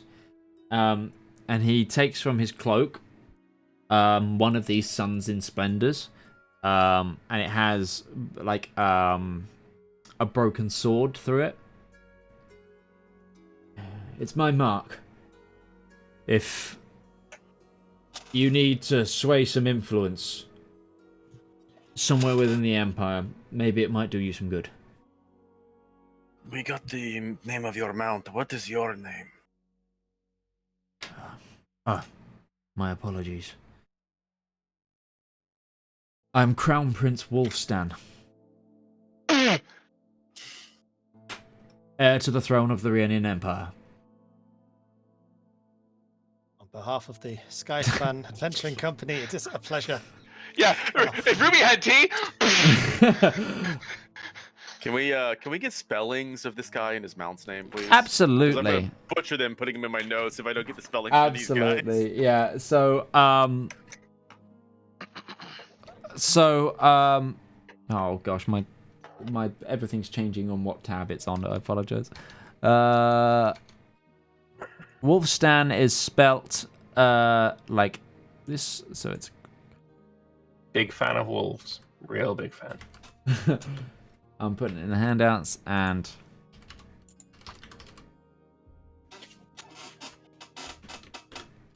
a Wystongjir is spelt like this.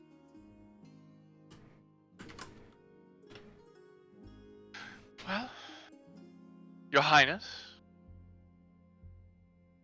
on behalf of the Skyfire Adventuring Company, I am Anrayne Sunderstar, compatriots at Skyspanner, Valmir, who's I honestly don't think I know your last name. Kensick. Valmir, Valir and Kensick, and Zedaar Wystongjir. Valmir, do you And- look human right now? Your pronunciation is a terrible. No. Do you look as you are? I look like as I am. An eclectic band, I can see, but from various backgrounds. But you did a service by both slaying a dragon within one of my cities and helping me and Wystongjir get back in the fight a little bit sooner than I'd Well, it didn't look good. If I couldn't have done more, Hephaestion would have been given a hero's death. But, with your help, I can get back out there and back to my men as soon as possible. But yes, I wish you well. I hope if you're trying to leave the Empire, I completely understand. I have no idea what the border situations will be like after that kind of attack, but that mark should get you through. We appreciate it. We have our own mission of great import, so we're getting out of here. And And- if I can make a suggestion, you should get a quick release harness, so that if you do tumble again, you can extricate yourself. I shall know don't the know Skyfire. what half of those words were, but I'll take note and put it to the I court have wizard. some experience with flying machines, if you'll excuse me. Actually, may I ask you a question? A lot of the Housecarls have been sent west, and lately we noticed some strange happenings on the western side of the Empire. Could you explain what has been happening? We've been traveling in the opposite direction. I'm sure if anybody knows, it must be you. Give me a quick deception. What deception? Well, no, technically that's all true. It's all true. That's Yeah, technically just all asking true. what happened. No, like- that's true. No, that's true. Sorry, I when you said other direction, I thought you meant like you were going north-south rather than east-west. But no, that makes No, sense. because we keep passing them on the road, and like we keep Yeah. seeing the weird lights on the horizon. So it's like, what's going on? We just want to know. Well, We've heard that you are raising levies for the fights against the Elagian Empire, but there have been strange happenings, but we have not gotten updated information on that. Is that cat following us? I think it is hiding inside of one of the barrels we use for food, but we can't get out. Which is even more impressive considering the wagon is something like 2 miles away right now. These woods re-echo. well, from what I've heard, from what messages we've got, unfortunately we haven't been able to get more than just what's been able to be done by magical means, and that's not much per day. But the influx of news is that there has been hostility at the border ever since an attack on an Eladrin ambassador at Retbury. Although we can't say that it's not one of the gangs, it certainly wasn't ordered by the Empire for sure. But the Eladrin Empire aren't gonna, take that for an answer. So they've begun mustering troops. We've begun mustering ours. Then there was an attack on Birch, which seemed to be connected to either the Empire, but also, from what I could hear, signs of a dragon attack. So it's a bit up in the air of what these things. My money is on that the dragons are in league with the Eladrin Empire to bring us down finally, and desecrate our temples. And I have no idea. She's gonna give Zedaar and the others a look that basically asks, "Should we tell him?" Zedaar is literally biting his teeth to not just explain the situation already. It is, we know exactly what happened to the ambassador, but I'm not sure how good our word is for it. We were in Redbury at the time. Zedaar. You were giving me the look, don't tell me that. You might want to You are- brace yourself, Your Highness. This is a long story. Zedaar would be happy to tell it. He's also going to omit anything that had to do with the cube, and Joanna's completely left out of it. Okay, so you're not mentioning the cube. Yeah, I don't He's think not mentioning Ruby would- Joanna. I don't think Ruby would do that. Ruby would tell him. Well, start explaining then, and if someone interjects. Like, If Zedaar is one that's telling the story, he would say that he would explain. We were in Redbury, kidnapped by some members of a criminal organization known as the Jackals, at the behest of the council that runs Redbury itself, forced to behave and work for their leisure and their remarks that would conflagrate us if we decided not to listen to them or try to leave the city. At the end, they were trying to get us to do a job, and part of this job involved stealing a key from an elven ambassador. We did manage to take the key from him, but last we saw, he was alive. We later learned that it is sure that he could not alert anybody that the key had been stolen. The boat that he was on that was sailing away from a gambling barge was sunk by the members of their gang. That is what happened to the ambassador. So you're saying a gang is responsible? Yes. Yes, unfortunately. Well, I'm not fucking surprised. It's There is more to the tantamount story, Your to- Highness. But I think it's best if it remain a secret for now.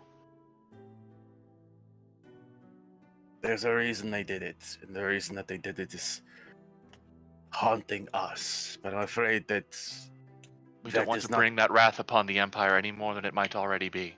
it's not for liberty for us to share it. I've been rattling with the idea of just leveling Retbury myself when I become Emperor. I know So- the feeling. It could definitely use a good cleaning. But that, unfortunately, is tantamount. The fact that an Eldrin ambassador died on Rhiannian contested soil with the Eldrin Empire. It was not soil. He was in a boat at the time. He still Potato, died, didn't he? potato. Technically, the way you look at it, is international waters a thing? I thought it was the boat to We Redbury. weren't that far out. Not, It's like not 12 that miles far in out. real life, We so... were actually not much circling soil we were in the circling the Redbury. island specifically to stay Yeah, in Redbury 'cause- water, so Yeah. that was why I said that out of character, not in character. Nothing Oh, I said that... mine in character.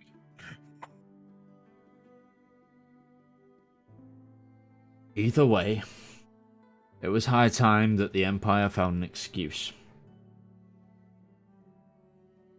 There's been...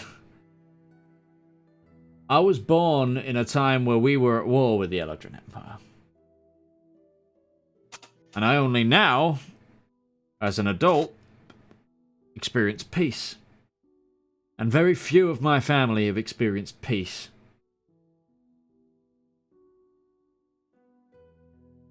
Even if it hadn't been down to a gang, it would have happened at some point. However, I believe you are right on that. the means at which these attacks are happening, that the border is still pretty stagnant, but they seem to be hitting the heartland of our nation, somehow with underground groups, just proves that they've been biding their time these years. And we haven't been ready. Or at least, that's how it looks right now to me, from what you've said and the facts that we have in front of us. We are under attack, and my people are in danger. I will say that without a doubt in my mind, the Legend Empire is going to cause more problems because they are afraid of something. He picks up his axe again, taps the shield on the side of the on the side of the griffin, and goes, "They're afraid of a good ass whooping. That's what they're afraid of." And he begins to mount up. He then takes his rondel helm as well. Rondel helm? I don't know if that's the right term. But he takes his helmet, begins to put it on, fastening it, and he goes, "You've been a lot of help. And I do thank you. But needs must, and I must go." Good luck, Your Majesty. Good luck. I'm going to drop another heal on him Okay. before he You know goes. what? I What if will that's- too, because I'm going to give them both a quick second level heal just to make sure they're in a tip-top shape. I'd give him haste, but it probably would hurt him in the end. In the middle of the mount just gets tired. Ah, crap. The horse will get another 17. So I'll the give griffin him will a get pat another on the 17, back with and he'll get bacon. another 20. Nice, All the nice. best in the fight. You Well, and our the- people will need to fight valiantly against these unknown enemies. And he just kind of nods, and as the griffin begins to lift up. The griffin now pretty much fully healed at this point, and he looking far better, and he just takes off from this area and then darts back into the direction of compound, which, even though it's morning, even though it's daytime, once you leave the shielded area of trees that he set down in, you see is still burning and smouldering. Well, back to the cart then, I guess. Well, you know, something dawned on me here. We keep wondering why Johanna was taken. Why was she sealed away? And the other day I wondered aloud, was she sealed away when she was unsealed? Is that what is causing all these things to happen? The rupture in the earth, the resurgence of these cultist organizations. What if the Eladrin Empire kidnapped her because they were afraid that this would happen? What if that is why she was sealed away? We don't have all the pieces, Zedaar. Cults are cults. Cults will happen. Evil men will do evil deeds. Sealing one girl away will not stop this. What if the reason they wanted the excuse to attack again is because they want to take her back because they believe this is where she is? I'm just expounding. There's nothing to be said about it here. There are subtler ways than invasion. Well, with this marker from the prince, we'll be able to cross into Legran's land without any issue, or will they not give a damn? I am not sure that they would give a damn. Legran's land. Their prince. Yeah, it would aid you in passage within the Rhiannon Empire. It's like if you came up against Empire troops who were questioning who you were, where you were going, kind of thing. Okay. But, yeah, okay. Then I think we should keep our continuous plan and make our way south. It won't help us much once we get to Nardathel, but it'll be very useful to keep regardless. Particularly if we ever return this way. The more that we see of this, the more that I feel compelled to do so once we've helped Joanna. I agree. Then we gather our party and venture forth. Okay, you return to the wagon. I'll add a mark of the Crown Prince to your inventory for someone to grab. I will make it remarkable that we bumped into 2 signs of royalty in the past 6 weeks. Actually, I imagine Joanna. Joanna? I actually rolled to see if you guys who you met, because he had a whole unit of people in it. I happened to roll the guy. My If favorite you part rolled about anything this, else, he'd be dead. the best part about this is that Darius didn't recognize him. The best Well, part he Darius recognized would've- he Darius would've recognized told it us to was not go after royalty. it. I rolled 2 different checks to see if Darius recognized him at advantage, and he didn't. Yeah, he recognized that it was royalty, not that who he was. But his fucking family would have recognized him. Instantly, probably. Also, Darius did get slapped about by fire damage wielding dragon sword. I mean, not as bad as Zedaar. He didn't get hit as hard as I did. I think the whole party got some pretty bad hits in that fight. It was looking a little bit. Ruby, who was 70 Go feet got away hit the harder. entire fight. Hey, mage has got a mage. I loved everyone's reaction when that first sword hit came out, and they were like, "Oh no! Oh damn!" But you continue on your path. So you guys are heading up into the mountains. The incline of the road begins to steepen as the ground around you gets hillier, and naturally as well, the three horn begins to slow as the inclines get harder and harder. The engine's on, by the way. Yep. Okay. Make sure you're tracking the fuel you have. Are you so? By the end of today, you get to the split where you would head to Eaglenfoss. Are you heading that way and then going to Fishek, or are you continuing down the Royal Road that will eventually get to Jevalu, but before it breaks off towards Solis? If we're heading to Soleste, then we have to head down the main road. Yeah, we want to take this main road through the mountain. Because Okay. we want to find a larger barge that is capable of taking our entire cart and the dinosaur to Crystalhofen. Okay. It's the general plan. So you continue down. It's a weird error. I just noticed that the road to Soleste actually leads through the sea. Oh, yeah. Oh, it does. It's It's a coastal road. It's clearly There's a little bit of flooding. somebody on the map when they were drawing the map. He just kind of had a little. It's like shit. Well, I can't fix it. It's fine. They get the idea. Did it in ink and couldn't erase it. It's like, yep. I actually really like the idea that that's just like a floodplain and half the day it's just flooded like Mont Saint Michel. Ooh, It's a bay. That's like canon that. now. If you want to use that logic, fine. fine, canon.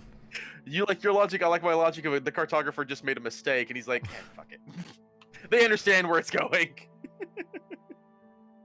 Okay, and the road continues and climbs on. You go for a full day's travel. At this point as well, Zedaar, you are fully trained in animal handling checks when it comes to. You are proficient in animal handling checks when it comes to the three-horn. Okay. But if you keep working on it more, you might become fully proficient in animal handling at a more extensive rate. Same with you, Zep. When it comes to this vehicle, you are proficient. Fantastic. Because I have been tracking that, and it's been down to both rolls and stats and time, and you guys are there. On your journey, is anyone doing anything in particular, or are we just skipping to camp? If we have the convenience, I do want to see if we can't get that engine silenced. Spend a day or two on enchanting that. I have been keeping silence prepared just for this. Okay. Yeah, and I will So insist. And it's So been the- engraved with the material, so now it's just a matter of getting enchanted. So this would be in the evenings before you fully settle down for the night, kind of thing. Is how I kind of explain it in the free time there, because you can't really enchant while actively using the engine and also piloting the Triceratops. exactly. So it has been crafted, it's been set up in the crafting stage. Who will be doing the spell? Who has silence? It would be you, Zedaar. That would be Zedaar. I have it. Okay. If so, this is a first-time enchantment. So this is day 1. It is a level 2 spell. So this is 2 days. So that's 3 days of work. You have no tools. 4. I could make tools, because remember, I can instantly turn any tool into another tool. Okay. So if you want to make tools, that removes that. So you've got tools. Do you have this spell, Zep? No. Okay. So then you can't help. So you're a mage, but not an enchanter. +1. However, you are. No, this isn't. This is a known spell, so that actually removes a day. However, I would allow you to put that unknown spell back on if you wanted advantage by using Zep's help. So it'll be 3 days just yourself, or no, so it'll be 4 days. 4 days. 3 days on your own, 4 days with me, but advantage. Yeah. So what check am I making here? Because I don't have any proficiency in Arcana, and would this be a Wisdom check? Because I'm casting. The way Actually, you've been rolling today, I would because take the extra day. because Zep is a trained artificer, it would still only be 3 days at advantage. Because that's a -2. So yeah, there's So no 3 reason- days at I was advantage. gonna There's no lean reason towards not doing to. anyways, just because Zedaar is a very careful individual, and he would. So we need 3. Well, instead of 3 days, it's 3 completed crafting skill checks in this puzzle, which is 3 successful saving throw errors. So there's going to be a few rolls. So let's do the first day. So we need 3 successes before you get 3 failures.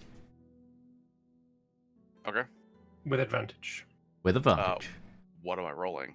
So these will be Arcana checks So in I do the not get to infusion use stage. Wisdom because even though it's my spell casting. No, it'd be an Arcana check if you're proficient in Arcana, and then it would be plus your Wisdom. Yes, so you do get to use your Wisdom. Okay, so it's a Wisdom check for me. It's an Arcana So- wisdom check. Yeah, 'Cause I have essentially. 9% Arcana. At advantage because I am being helped. All right, let's start rolling these bad boys out. It's one of my favorite systems in D&D that just doesn't get used. Like Start each with skill is not actually tied to a stat. You Yes. can mix it. Yeah, absolutely. It's an Arcana Wisdom check. Yeah. 22, 14. I think we're going for 10, right? Yep, 10 would be a success. Well, actually, no, that changes with the spell level. Hold on.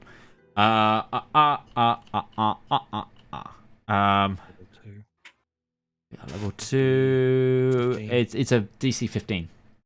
So that second one was a failure. We'll see. There we go. 3 successes. That's one day done. Is anyone else doing anything on this journey? I'm sure Darius is probably continuing to help Joanna and train Joanna. I'll do some rolls off camera for those. And Ruby's going to continue trying to enchant the ring. Okay. If you're going to be making enchantment as well, we'll jump on that. So for you, Ruby, Zep, you can only help one person when doing these checks. Biased. So I'm sorry. I'm going to help the cart. yeah, that makes sense for him too. So Ruby, you're a mage but not an enchanter. That's 1 day. This is a level 3 spell, so that's 3 days.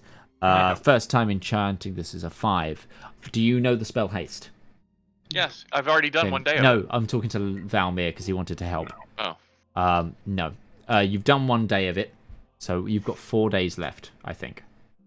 So we're traveling for the next 4 days? Well, I'm saying you've got 4 days left to do before it's completed. We'll do the first day for now. Also, this is we did it wrong the first time. It should be a DC 15, not DC 10. But I will let you have that first level done because new system and, So that's 1 success. Ooh. 1 failure. 2 success. Keep flipping those coins. 2 failures. 2 failures. So this will say what happens. What happens if I fail? The whole thing's kaput?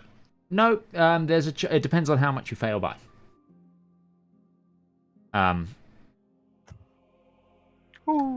Succeed. So you've got a second day done. And it's different on each stage of the infusion process. It's another thing that isn't quite in the guide yet that will be. So it's gonna get harder from here on? No. It's just a roll table of you got this much through the enchantment and then you failed catastrophically. The magic within it might get released, for example, or you'll eat up more crafting material than you intended to. Okay, so that's 1 day done. Someone make a note of how far you are through your enchantments.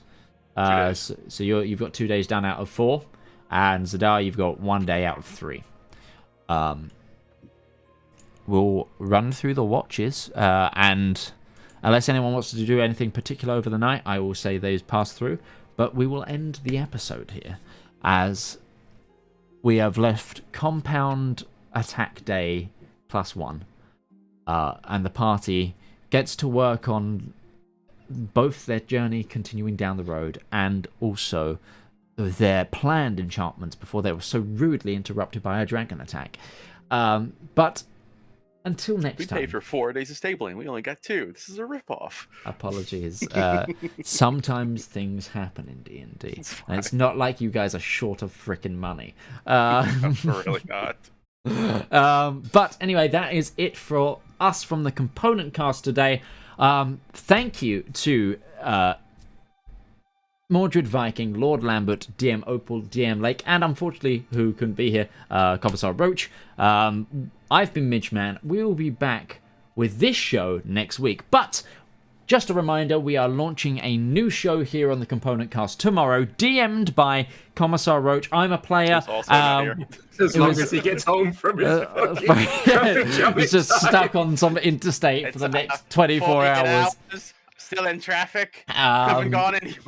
I'll DM from the road. Play the trailer again, Midge. Yeah, I will. I will be playing the trailer again.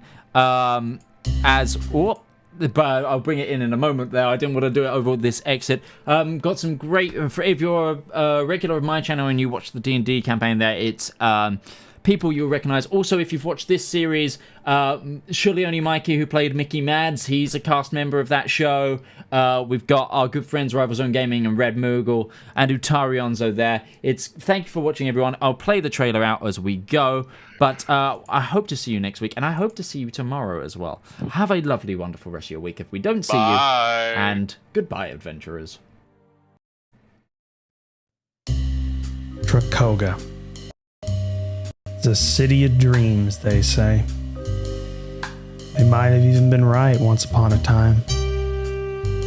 But now, it's a rotting, corrupt corpse on a hill. When the nation went dry, a few saw the potential, saw the money that was waiting for them. Now, you can't go a block without passing a speakeasy, even if you can't see it. And you'd be surprised just how many upstanding citizens you'll find at a table with a glass in their hands. These can't help but want money or power. Problem is when both of those mix away from the light of the law. Corruption, exploitation, and murder. It's all just another night in Dracoga.